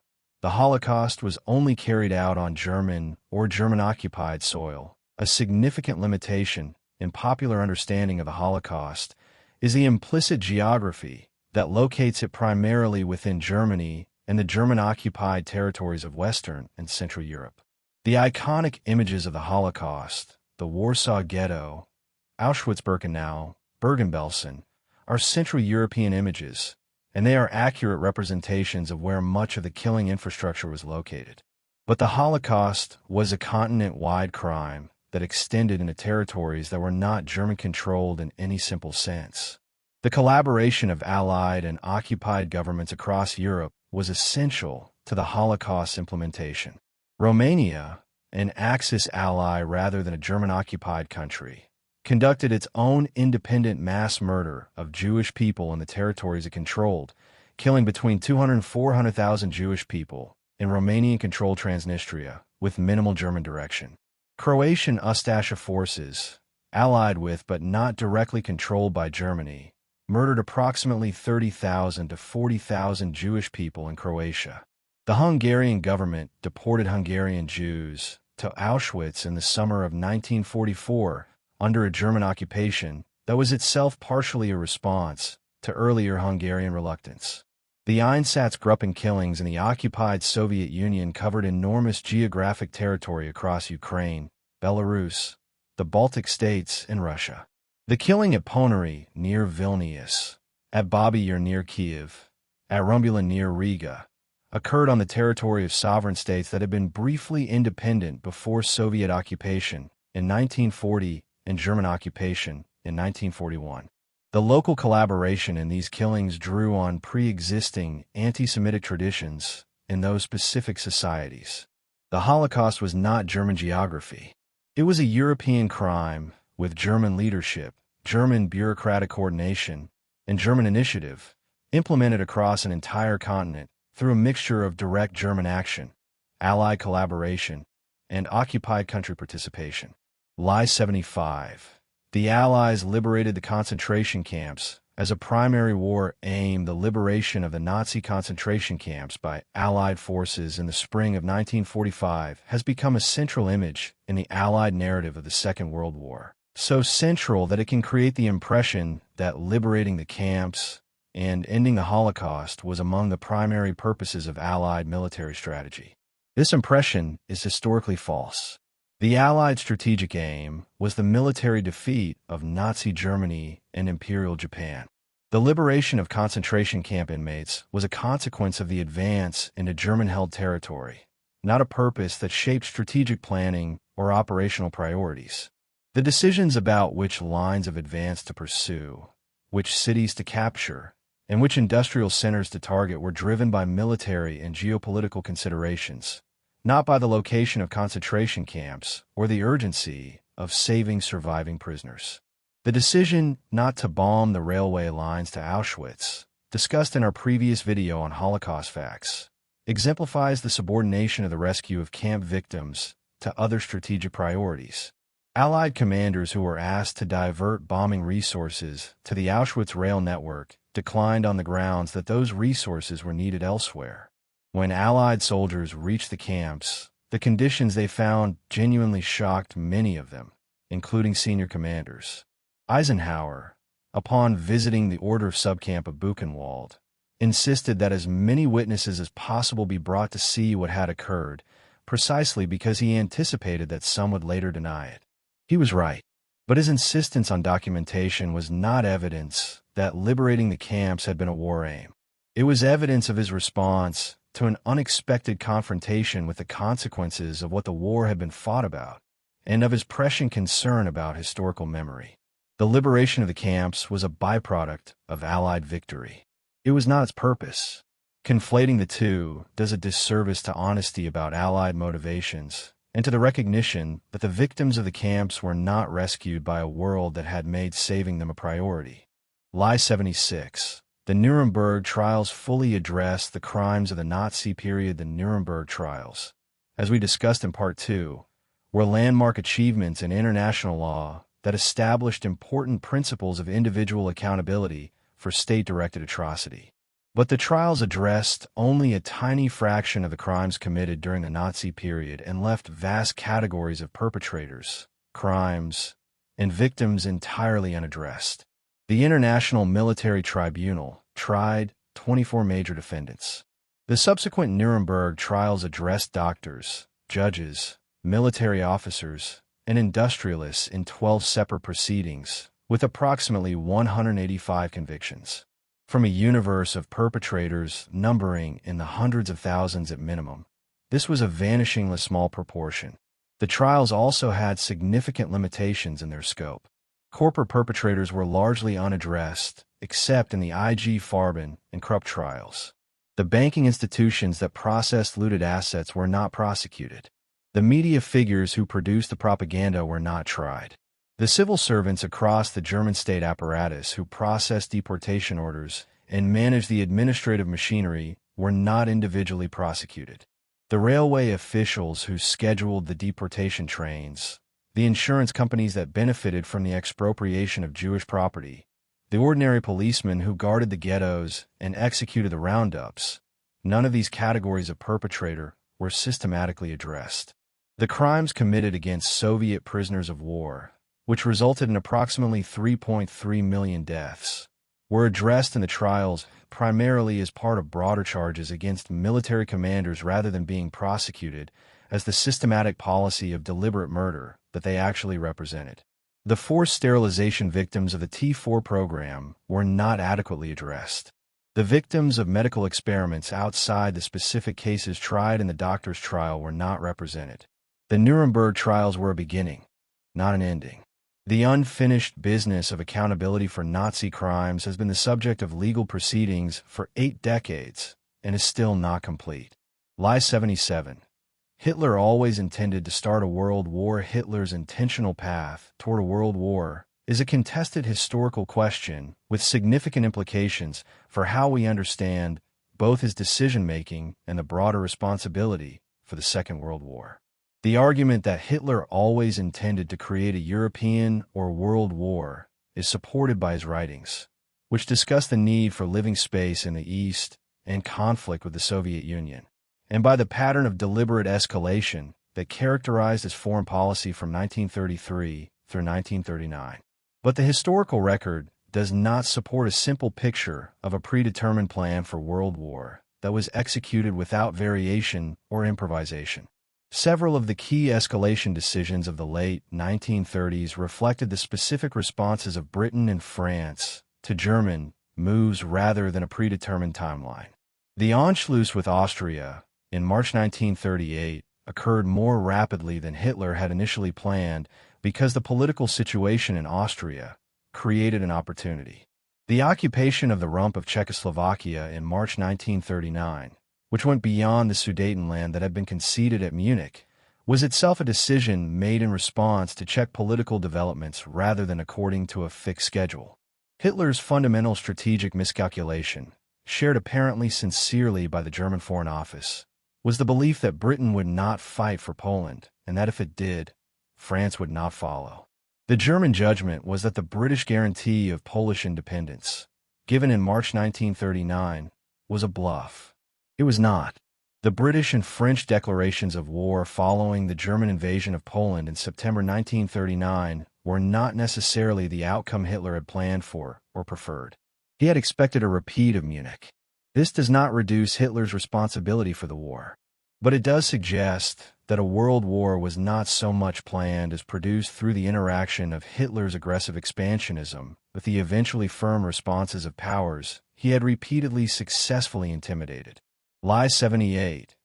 Nazi Germany was the first state in history to use mass propaganda techniques. Goebbels is credited in popular history with the invention of modern propaganda, and Nazi Germany is frequently presented as the originator of the systematic use of mass media and psychological technique for political manipulation.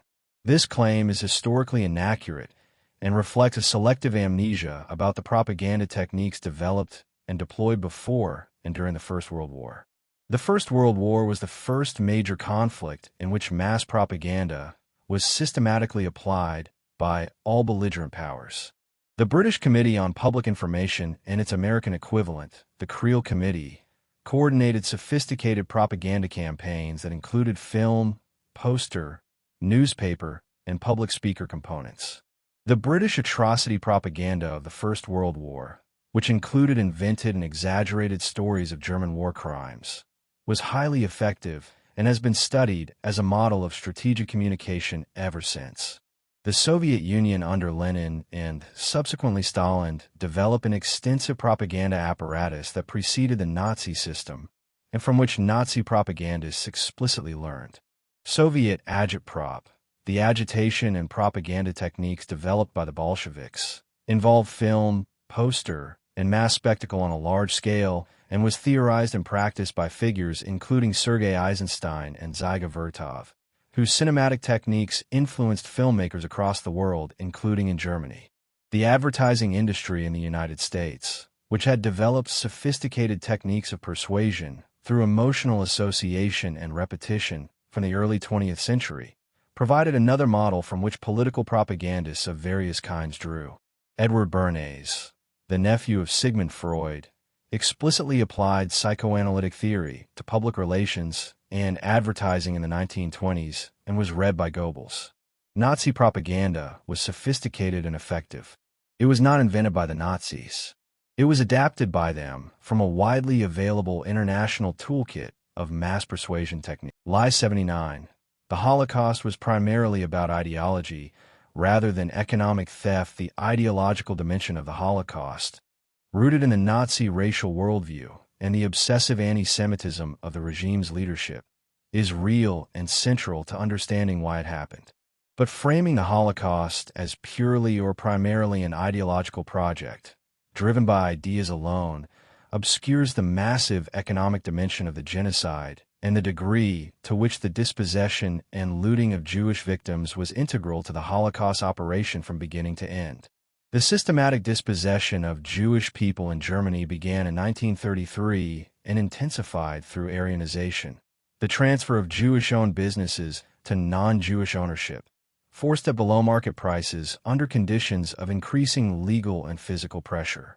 By 1938, most Jewish-owned businesses in Germany had been transferred to German ownership, generating substantial profits for both the state and the individuals who acquired them. The November 1938 pogrom was followed by a fine levied on the Jewish community of 1 billion Reichsmarks for the damage caused by the violence that had been organized against them. In the occupied territories, the economic dimension was even more explicit. Operation Reinhard, as we noted in our previous video, was both the code name for the killing program and for the financial operation that processed the economic proceeds of the murder of approximately 2 million people. Dedicated agencies sorted, cataloged, and distributed the property of the murdered, including clothing, jewelry, currency, dental gold, and human hair. The SS account that received these proceeds was specifically designated for Himmler's use. The Holocaust destroyed families, communities, and cultures.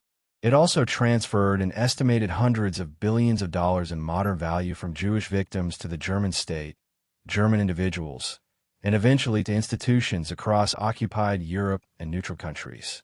The economic dimension was not incidental. It was built into the structure of the genocide from the first expropriation law to the last gold tooth extracted from the last body in the crematorium. Lie 80. The lessons of the Holocaust have been fully absorbed by modern societies. The phrase "never again" has become the dominant slogan of Holocaust remembrance and is repeated at commemorative events, in educational curricula, and in the declarations of political leaders across the world. The phrase implies that the lessons of the Holocaust have been learned, that the mechanisms that produced it are understood and guarded against, and that the international community has committed itself to preventing future genocides. The historical record since 1945 does not support the conclusion that these lessons have been fully absorbed. In the decades following the Holocaust, genocides occurred in Cambodia between 1975 and 1979, killing approximately 2 million people.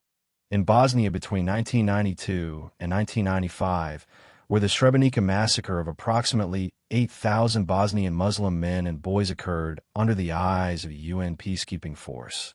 And in Rwanda in 1994, where approximately 800,000 Tutsi and moderate Hutu people were killed in 100 days while the international community debated whether to call it genocide and declined to intervene effectively. In the Rwandan case, as documented by Samantha Power in A Problem from Hell, the United States government specifically avoided using the word genocide because acknowledging genocide would have created a legal obligation to respond under the Genocide Convention.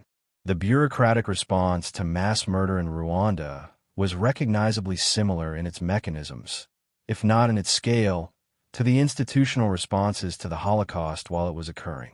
Information was available. Decisions were made to prioritize other considerations. The Holocaust is taught. Never again is said. The institutions meant to enforce that commitment have repeatedly failed when acting would have been costly or inconvenient. This is not a counsel of despair. It is the honest acknowledgement that the work of preventing genocide requires continuous vigilance, political will, and institutional commitment, not the comfort of slogans. Lie 81. The concentration camp and death camp are synonymous. These two terms are routinely used interchangeably in popular discussion of the Holocaust, and the conflation obscures an important distinction that is central to understanding both the structure of the Nazi camp system and the nature of the crimes committed within it. Concentration camps were facilities for the imprisonment, forced labor, and punishment of prisoners. They were established from 1933, beginning with Dachau, and imprisoned political opponents, criminals, homosexuals, Jehovah's Witnesses, and eventually Jewish people in increasing numbers after 1938. Prisoners in concentration camps were subjected to brutal conditions, forced labor, malnutrition, disease, and systematic violence. Many died, but concentration camps were not designed for the systematic killing of all those who entered them. A significant number of prisoners in concentration camps survived. Auschwitz I, the main camp, was primarily a concentration camp in which thousands of prisoners worked, and some survived. Death camps, or extermination camps, were facilities designed with the primary purpose of killing all or nearly all of those who arrived. The Operation Reinhard camps, Belzec, Sobibor, and Treblinka, were essentially killing machines with minimal prisoner population. The vast majority of those who arrived were dead within hours. Chelmno similarly operated as a pure killing facility. Auschwitz-Birkenau was the most complex facility in the system, functioning simultaneously as a death camp, where the majority of arrivals were killed immediately, and as a concentration camp, where a selected minority were held for forced labor. This distinction matters because it affects how we understand the experience of different victims, the nature of the crimes committed in different facilities, and the historical record of survival and testimony. The survivors of the Holocaust were overwhelmingly survivors of the concentration camp system. There were almost no survivors of the dedicated death camps precisely because those facilities were designed to leave no survivors. Lie 82. The Holocaust was a German crime, and only Germany bears responsibility. The Holocaust was planned and directed by German authorities. It was implemented primarily by German agencies. The specific ideological framework that drove it was rooted in German politics and culture of the specific period. Germany bears primary responsibility and has acknowledged this responsibility through decades of legal proceedings, reparations, educational programs, and memorial structures that represent a genuine and serious engagement with the nation's crimes. But the reduction of Holocaust responsibility to Germany alone is historically inaccurate and has allowed other societies to avoid examining their own contributions to, complicity in, and failure to prevent the genocide. The roster of complicity is extensive. Romanian authorities organized and carried out independent mass murder of Jewish people in territories under Romanian control with minimal German direction. Croatian Ustasha forces murdered Jewish people with genocidal intent. French police implemented the roundup of Jewish people in German-occupied France with a thoroughness that sometimes exceeded German demands. Hungarian authorities cooperated with the deportation of Hungarian Jews in 1944.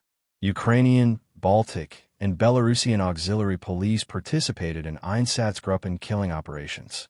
The neutral countries, Switzerland and Sweden, as we discussed, provided economic and material support to the German war economy that sustained the regime in which the Holocaust occurred.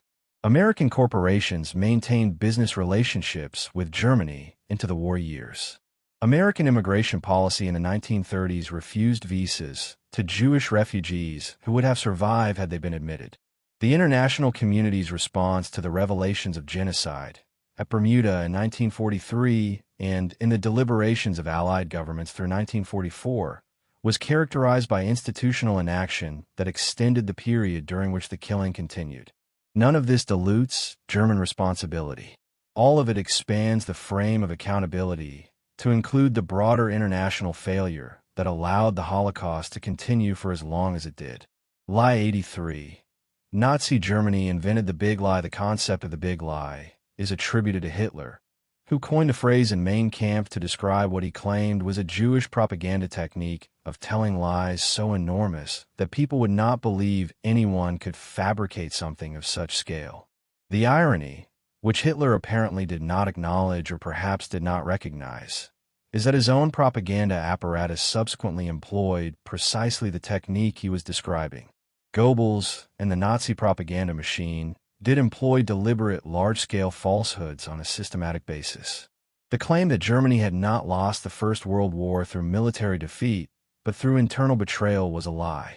The claim that Kristallnacht was a spontaneous popular reaction was a lie. The claim that the invasion of Poland was defensive was a lie.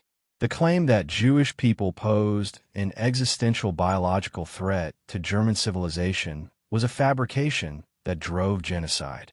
But the big lie as a propaganda technique was not a Nazi invention. The Protocols of the Elders of Zion, which fabricated a Jewish world conspiracy, was a pre-Nazi document that had been circulating for decades. British propaganda during the First World War included large-scale fabrications about German atrocities.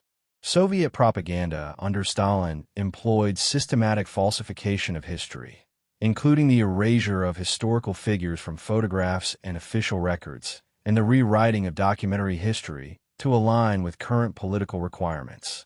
The systematic use of large-scale falsehood for political purposes is not a technique that requires invention. It requires only the willingness to deploy it and the control of media necessary to sustain it. These conditions have been met by numerous political systems before and after the Nazi period. What distinguishes Nazi propaganda is not the novelty of the technique, but the scale of the atrocities that the technique was used to facilitate and conceal. Lie 84. The Holocaust ended completely when the war ended the formal end of the Second World War in Europe on May 8, 1945, and the liberation of the surviving concentration camp prisoners did not mean the end of all violence and persecution directed at Jewish people in Europe. The post-war period included significant episodes of anti-Semitic violence, particularly in Eastern Europe, that constitute an often overlooked chapter of Jewish history. In Poland, which had suffered the greatest absolute losses of Jewish population in the Holocaust, returning Jewish survivors encountered hostility from some of the Polish population that in some cases turned violent. The Kielce pogrom of July 4, 1946, in which approximately 42 Jewish survivors were killed by a Polish mob, occurred more than a year after the liberation of the camps. The trigger was a blood libel accusation, the medieval anti-Semitic myth that Jews murdered Christian children to use their blood in religious rituals. The perpetrators were Polish civilians and some members of the Polish security forces. The Kielce pogrom was the most violent of a series of post-war incidents in Poland in which returning Jewish survivors were killed by their neighbors.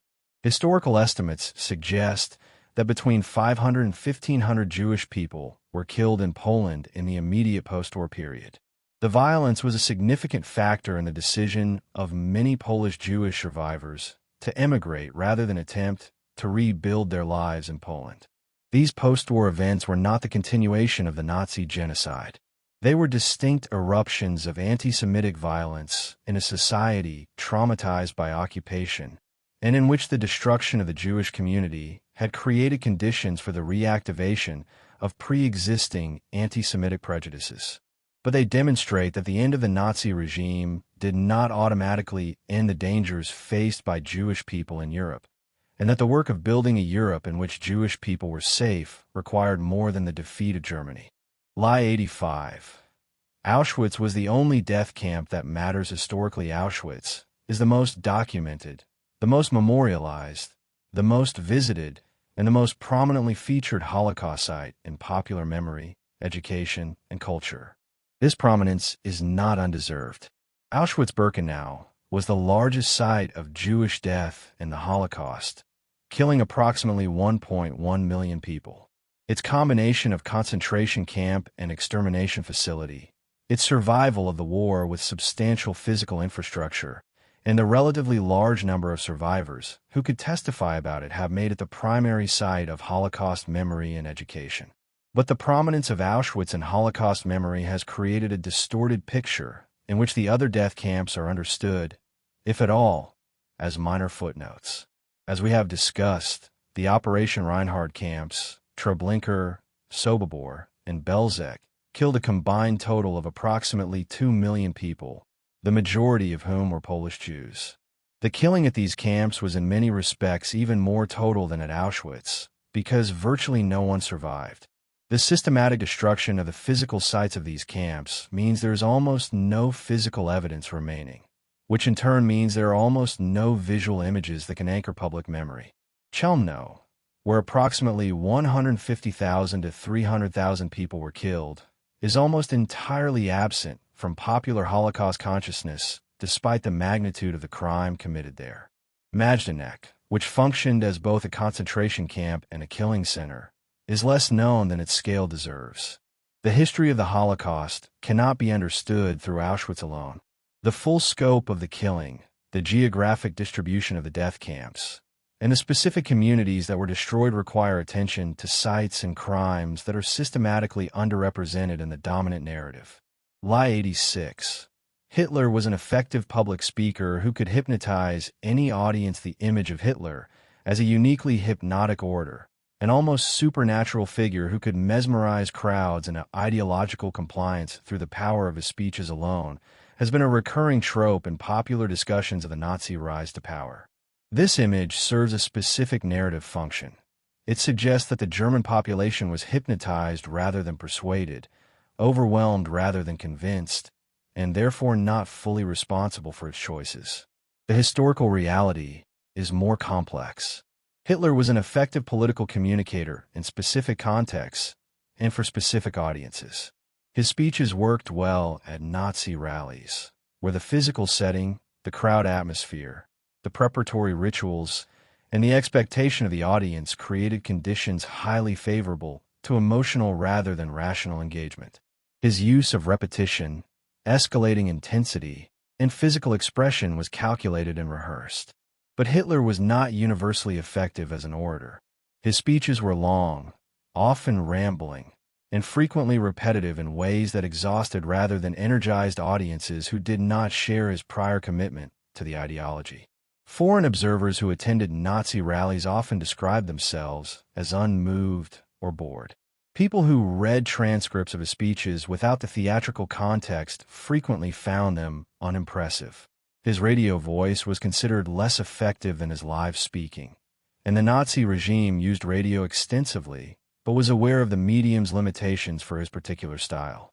More fundamentally, the hypnosis narrative misunderstands how political persuasion works.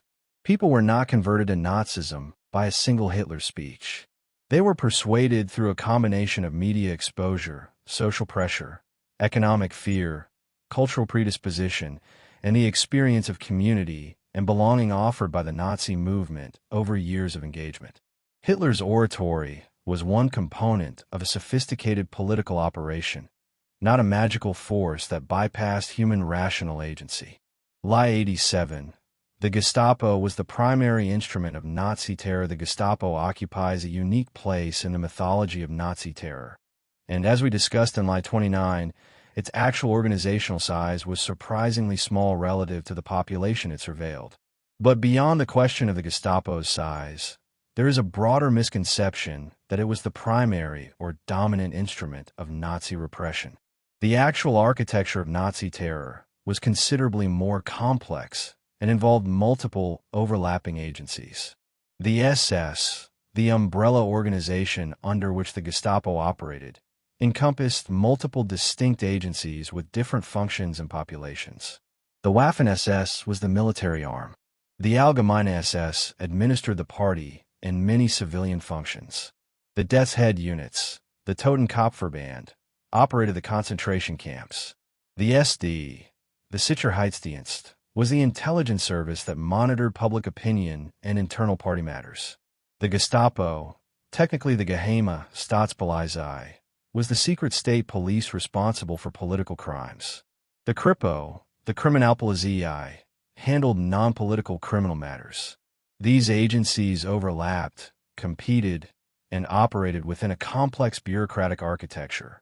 The regular German police, the Ordnungspolizei, who wore green uniforms rather than the Gestapo's civilian clothes, played an enormous role in Holocaust implementation that is frequently underestimated.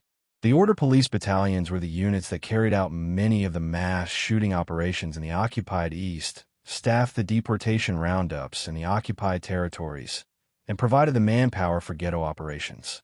Christopher Browning's Ordinary Men examined Reserve Police Battalion 101, which was an Order Police unit. The terror apparatus that implemented the Holocaust was not primarily the Gestapo. It was the entire coercive apparatus of the German state. Lie 88. Nazi Germany's defeat was primarily the result of Allied bombing. The Allied strategic bombing campaign against Germany, which reached its peak intensity in 1944 and 1945, is a subject of enormous historical controversy regarding both its moral dimensions and its military effectiveness.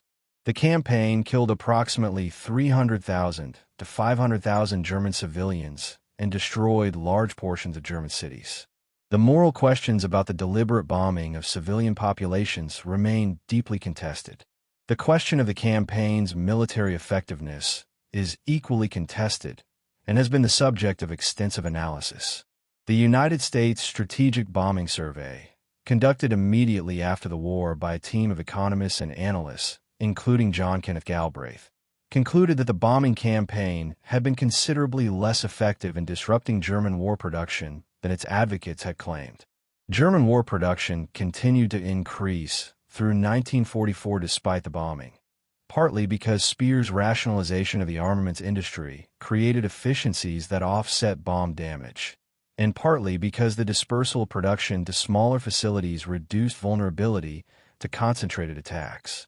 The bombing did become significantly more effective in late 1944 and early 1945, particularly in targeting German oil production and the transportation network. The fuel shortages that resulted from attacks on synthetic oil plants significantly reduced the operational effectiveness of the Luftwaffe and the Wehrmacht's mobile forces. The transportation bombing disrupted the ability to distribute what production continued. But the German defeat was primarily determined by the ground war, overwhelmingly on the Eastern Front. The German army lost the equivalent of its entire pre-war strength on the Eastern Front multiple times over. The bombing campaign contributed to the final collapse, but did not substitute for the grinding destruction of German military capacity on land that produced Germany's strategic defeat. Lie 89. The Holocaust is fully documented, and nothing more remains to be discovered. The Holocaust is the most thoroughly documented genocide in history. The German bureaucratic culture that produced it also documented it extensively. And despite the deliberate destruction of evidence in the final phases of the war, an enormous quantity of documentation survived in multiple archives across Europe and beyond. The Nuremberg trials compiled extensive documentary evidence.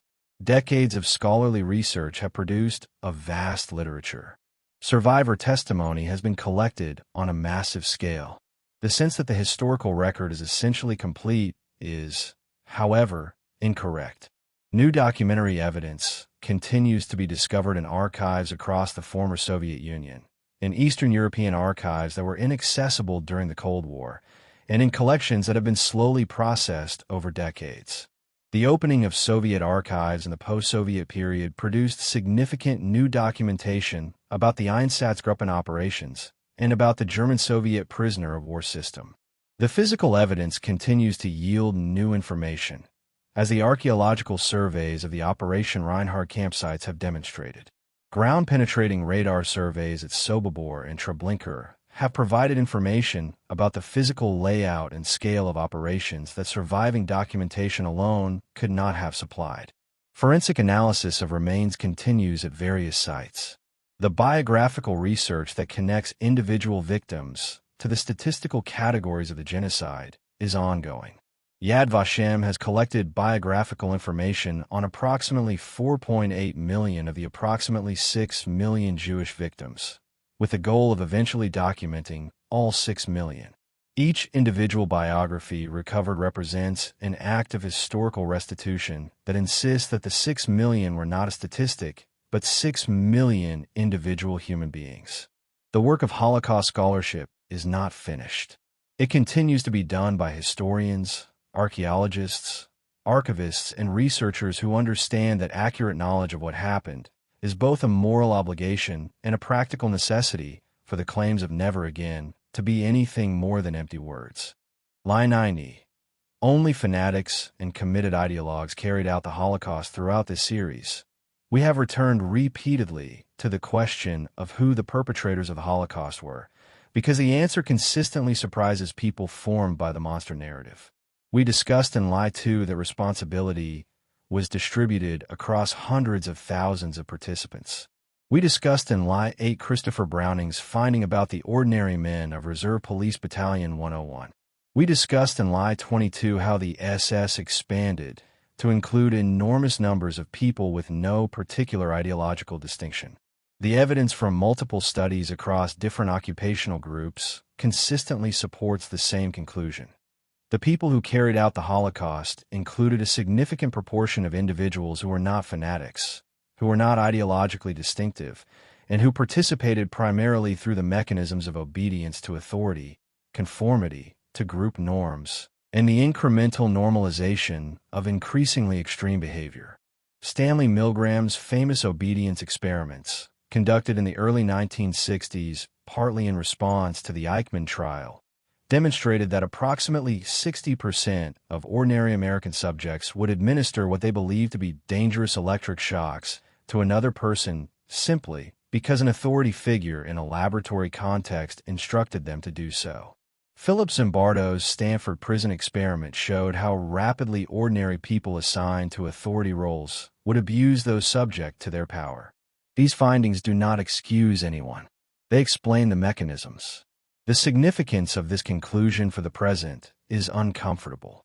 It means that the capacity for participating in systematic atrocity is not limited to identifiable fanatics or ideologically extreme individuals.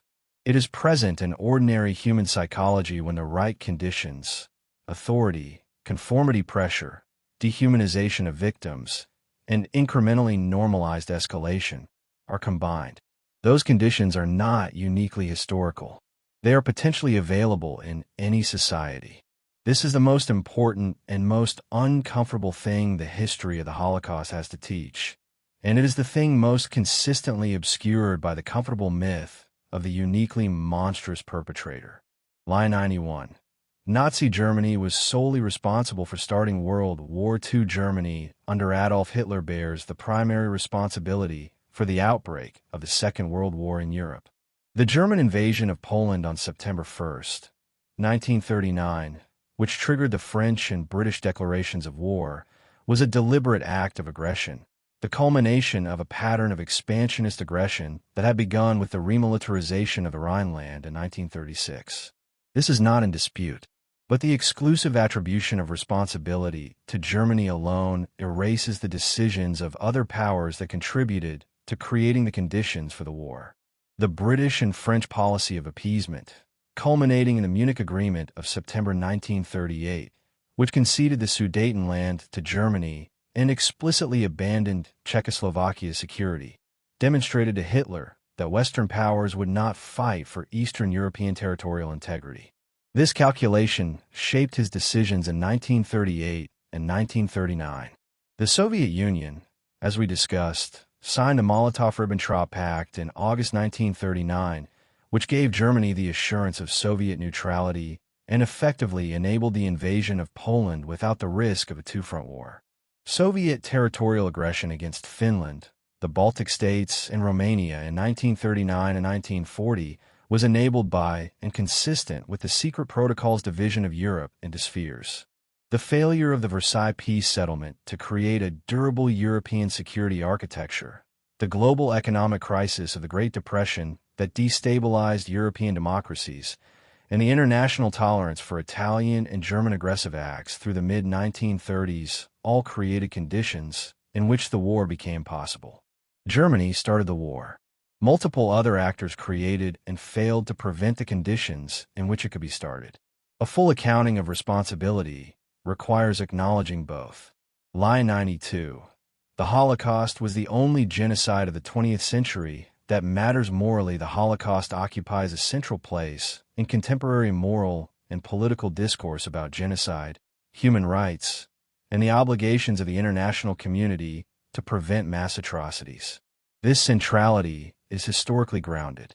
The Holocaust was the most thoroughly planned, bureaucratically organized, and industrially implemented genocide in history. Its documentation is unparalleled. The principles of international law developed in its wake have shaped the framework for responding to subsequent atrocities. But the prominence of the Holocaust in moral and political discourse has sometimes produced an implicit hierarchy of genocides in which other mass atrocities are treated as less morally significant or less demanding of recognition and response. This hierarchy is both historically inaccurate and morally problematic. The Armenian genocide of 1915 to 1917, in which approximately 1.5 million Armenians were killed by the Ottoman Empire, preceded the Holocaust and was known to Hitler, who reportedly referenced it in his authorization of the invasion of Poland. The Holodomor, the Soviet-engineered famine in Ukraine in 1932 to 1933, killed approximately 3 to 5 million people. The Cambodian genocide under the Khmer Rouge killed approximately 2 million people between 1975 and 1979. The Rwandan genocide of 1994 killed approximately 800,000 people in 100 days. Each of these atrocities has its own historical context, its own set of perpetrators, victims, and bystanders, and its own legacy in the societies where it occurred. None of them is more or less morally significant than the others by virtue of their death tolls, their methods, or their relationship to the Holocaust. The moral obligation to remember, to account, and to prevent is not diminished for genocides that occurred outside the specific historical context of Nazi Germany. Never again must mean never again for all, or means nothing at all. Line 93. The Jewish people were passive victims with no agency. One of the most persistent and damaging distortions of Holocaust history is the image of Jewish victims as entirely passive, as people who walked willingly to their deaths without resistance or agency. This image was part of the immediate post-war period's complex negotiation of Holocaust memory, in which some who had survived expressed shame or incomprehension about those who had not resisted, and in which the dominant narrative of Jewish life foregrounded the creation of the State of Israel as the redemptive response to victimhood. As we discussed in our previous video on the 50 Dark Holocaust Facts, this image is historically false. Jewish resistance took multiple forms across the full period of Nazi persecution. Armed resistance occurred at the Warsaw Ghetto, at Sobibor, at Treblinka, at Białystok, in the forests of Belarus and Lithuania with partisan units, and at dozens of individual locations where prisoners, with almost no weapons and no hope of military success, chose to die fighting rather than be killed passively. Cultural and spiritual resistance was equally significant. The maintenance of cultural and religious life in the ghettos, under conditions of deliberate deprivation and terror, was an act of sustained defiance. Schools, theaters, newspapers, and concerts continued in the Warsaw Ghetto. Religious observance continued in conditions where it was explicitly prohibited. Emanuel Ringelblum's Onyx Shabbat archive was a systematic act of resistance, a determination to document what was being done so that the truth would survive even if the people did not. Individual acts of resistance and assertion of human dignity in the camps were documented by survivors, refusing to inform on fellow prisoners, sharing food in conditions of starvation, maintaining care for the young and the old against the logic of a system designed to destroy human solidarity. These were not dramatic acts of armed resistance, but they were acts of human agency exercised against the weight of a system designed to eliminate it. The passive victim image erases this history. It dishonors the memory of those who resisted and distorts the record of what actually occurred. Line 94. Denazification was completed successfully in Germany. We address parts of this question in Line 49 regarding West Germany. But the full picture of denazification's failure extends beyond the staffing of West German institutions with former Nazis. It encompasses the deeper question of whether German society undertook a genuine cultural and psychological reckoning with what had been done in its name, and the evidence suggests that for the first 2 decades after the war, it did not. The sociologist Alexander Mitscherlich and his wife Margaret Mitscherlich published a landmark psychoanalytic study in 1967 called The Inability to Mourn, which argued that West German society had systematically avoided the emotional and psychological work of mourning what had been lost and acknowledging what had been done. The mechanisms they identified included the manic activity of economic reconstruction, the transfer of idealized emotional investment from Hitler to the project of rebuilding Germany, and the suppression of guilt through collective amnesia. The Auschwitz trials in Frankfurt, which ran from 1963 to 1965 and tried 22 former SS personnel for crimes at Auschwitz, were a significant step in confronting the Nazi past within the German judicial system. The trials were initiated primarily through the efforts of Fritz Bauer, the Jewish state prosecutor from Hesse, who had spent his career fighting institutional resistance to prosecuting Nazi criminals.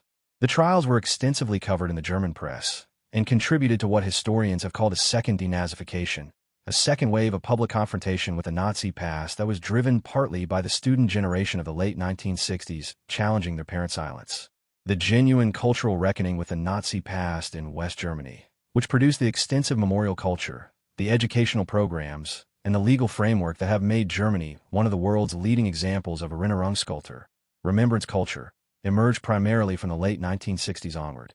The first 2 decades after the war were characterized more by suppression than by reckoning. Line 95. The Wannsee Conference was where the Holocaust was decided. The Wannsee Conference of January 1942 is frequently described in popular histories, and even in some educational materials, as the meeting at which the Holocaust was planned or decided. This description is historically inaccurate and matters for understanding how genocides are actually organized. As we discussed in our previous video, the Wannsee Conference was a coordination meeting, not a planning meeting. The systematic killing of Jewish people was already underway before Wannsee was convened. The Einsatzgruppen had been operating in the Soviet Union since June 1941 and had killed approximately 500,000 Jewish people by the time the Wannsee Conference took place in January 1942. The Chelmno death camp had opened in December 1941. Planning for the Operation Reinhard camps was already advanced. What the Wannsee Conference did was ensure that all relevant agencies of the German state understood the scope of what was being planned, were aligned with its implementation, and had assigned jurisdictional responsibilities. Heydrich, who chaired the meeting, was securing bureaucratic buy-in and coordination, not announcing a new policy. The extraordinary aspect of the conference is not that it decided the Holocaust, but that it discussed the murder of 11 million people as a bureaucratic coordination problem to be solved between government departments. The misconception that Wannsee was where the Holocaust was decided serves a specific narrative. It creates a single dramatic moment at which things could have been different, a meeting that, if disrupted, might have prevented the genocide. This narrative is false and potentially dangerous because it locates the Holocaust in a single decision rather than in the cumulative process of escalation, bureaucratic habituation, and institutional complicity that actually produced it. Understanding that process is essential for recognizing and interrupting similar processes in the future. Line 96. International organizations were powerless to act against the Holocaust. The argument that international organizations were powerless to respond to the Holocaust, that there was simply nothing that could be done, is a retrospective rationalization that serves to avoid responsibility for the actual choices made by real institutions and real people. Those choices, as we have discussed at various points in this series, included deliberate suppression of information, bureaucratic avoidance of the word genocide, institutional prioritization of diplomatic relationships over human lives, and a failure to use available leverage and resources for rescue. The International Committee of the Red Cross, as discussed in Part 1, was not powerless. It made choices. It chose, repeatedly, to prioritize its access to regular prisoners of war and its organizational relationships with belligerent governments over public condemnation of extermination. These were choices made by specific people in specific meetings on specific dates. The ICRC's own post-war analysis acknowledged this. The United States government was not powerless. It had diplomatic leverage with several governments involved in the deportation of Jewish people to the death camps, including Hungary in 1944. The War Refugee Board, when it was finally established in January 1944, demonstrated that American resources and diplomatic pressure could achieve rescue results. The question was always whether those resources and that pressure would be applied, and, for most of the Holocaust duration, the answer was that they would not be prioritized. The Vatican was not powerless. It had enormous institutional influence with Catholic governments and populations across occupied Europe. The specific decision about whether to use that influence to condemn publicly the extermination of Jewish people was made by specific people who had the information and the authority to decide differently. Powerlessness is a comfortable narrative. The historical record shows that those with power consistently chose to use it for other purposes, and that the few cases where power was actually applied for rescue, Denmark, the War Refugee Board, individual diplomats like Wallenberg and Sugihara, demonstrate that intervention was possible when the will existed. Line 97. The Nazi regime was welcomed only by those who agreed with its ideology. The final years of the Weimar Republic were characterized by political polarization, economic crisis, and widespread disillusionment with parliamentary democracy. The Nazi electoral surge between 1930 and 1932 drew support from across the social spectrum, including from groups who did not endorse the full ideological package, but who were attracted by specific elements of Nazi messaging, or who calculated that a period of strong nationalist government might restore order and economic stability. German conservatives, including Old Prussian aristocrats, military officers, industrialists, and Catholic and Protestant clergy, supported or acquiesced to the Nazi regime in its early years not primarily because they were ideological Nazis, but because they calculated that the regime served their interests. The military welcomed rearmament. Industrialists welcomed the suppression of trade unions and the expansion of defense contracts. The churches hoped that a strong nationalist government would resist secularism and communist influence. Conservative politicians like Papen believed they could control and manage Hitler. This pattern of instrumental collaboration by people who did not share the full ideology is crucial for understanding how authoritarian regimes consolidate power. They rarely rely exclusively on ideological converts. They attract the support and acquiescence of institutions and individuals with various and sometimes contradictory reasons for accommodation. The Nazi regime successfully co-opted German conservatism, German nationalism, German business, German Christianity, and German military professionalism into a structure that served its own very different ideological ends. The lesson for the present is not comfortable. Authoritarian movements do not need ideological unanimity to succeed. They need enough support from enough institutions and enough acquiescence from the rest. The Germans who accommodated Nazism for instrumental reasons were not ideological monsters. They were people who made calculations that proved catastrophically wrong. Line 98. Germany has fully come to terms with its Nazi past. Germany's engagement with its Nazi past, the Vergangenheitsbewältigung, or working through the past, is genuinely remarkable by any comparative standard. German law prohibits Holocaust denial and the public display of Nazi symbols. German schools teach the Holocaust extensively. Germany has paid substantial reparations to survivors and to Israel. Memorial sites and Holocaust education institutions receive significant public funding.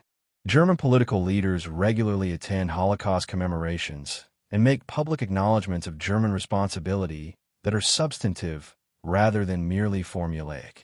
This is an extraordinary record that deserves recognition, particularly in comparison with the post-war records of other societies that contributed to or failed to prevent the Holocaust.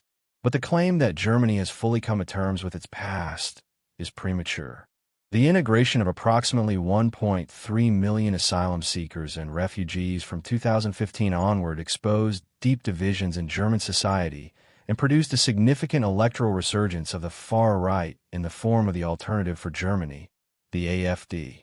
The AfD's leadership has made statements relativizing the Nazi period that would have been unthinkable in mainstream German politics of previous decades.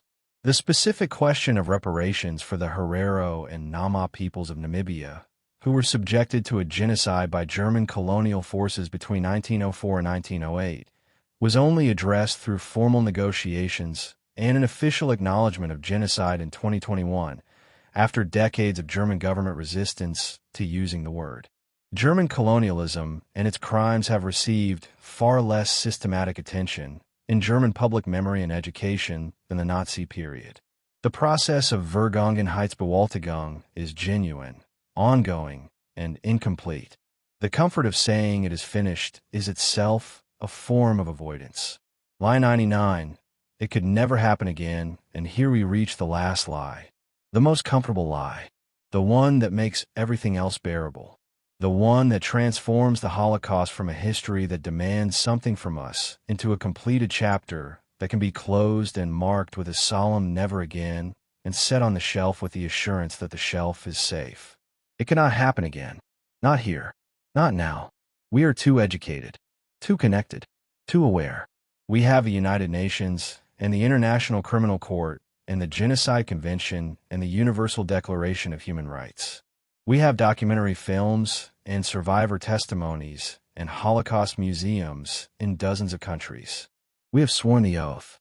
The historical record of the 8 decades since 1945 does not support this comfort.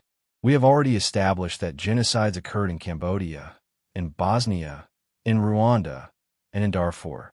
That international institutions established specifically to prevent genocide failed to prevent genocide.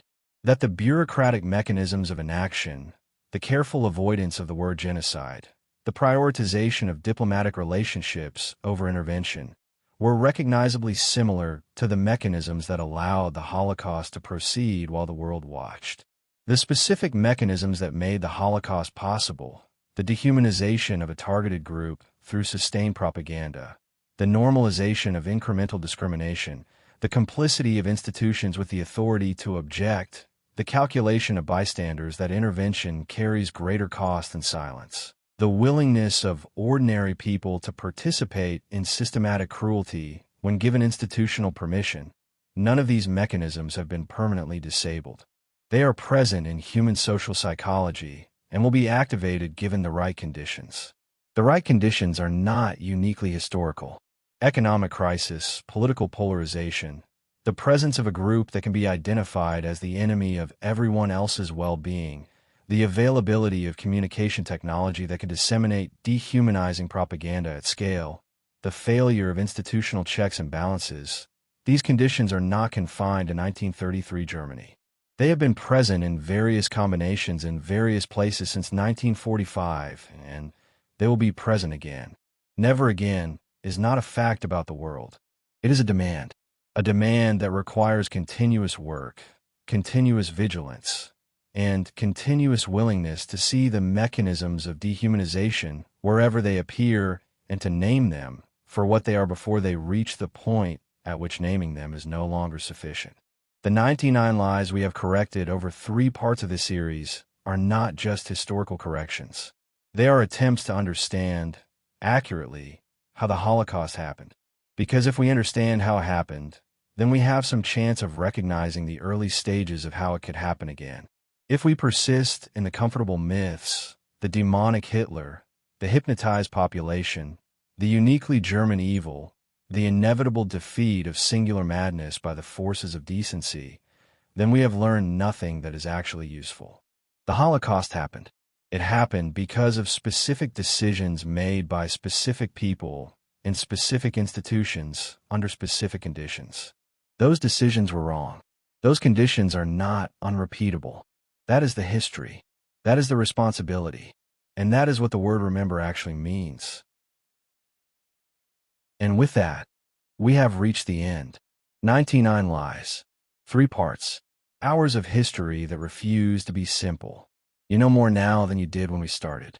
Not just more facts, though you have those too, but more about the texture of how atrocity actually works, how it builds, how it hides, how it recruits ordinary people to extraordinary crimes, and how it uses comfort and myth to protect itself from clear-eyed understanding. The history of Nazi Germany and the Holocaust is not a story about monsters from another age. It is a story about human beings and human institutions and human choices. Every correction we made tonight was a removal of a layer of distance between you and the actual history, a refusal of the comfortable buffer that the monster narrative provides. That removal is uncomfortable. It is meant to be. The discomfort is the sensation of history becoming real rather than legendary, of the past becoming present rather than safely past. Let it sit with you. Let it be what it is, an obligation, not just information. The names we have encountered throughout this journey deserve one final moment of recognition. The ordinary men who refused to be ordinary, the women who sewed explosive powder into the hems of their dresses, the diplomats who issued visas through the night, the archivists who buried their testimonies in milk cans beneath burning cities, the historians who have spent their careers insisting that what was done must be understood accurately and not wrapped in convenient mythology. They did the work. The obligation to carry that work forward belongs to those who come after them. That is you, listening in the dark, remembering. Good night.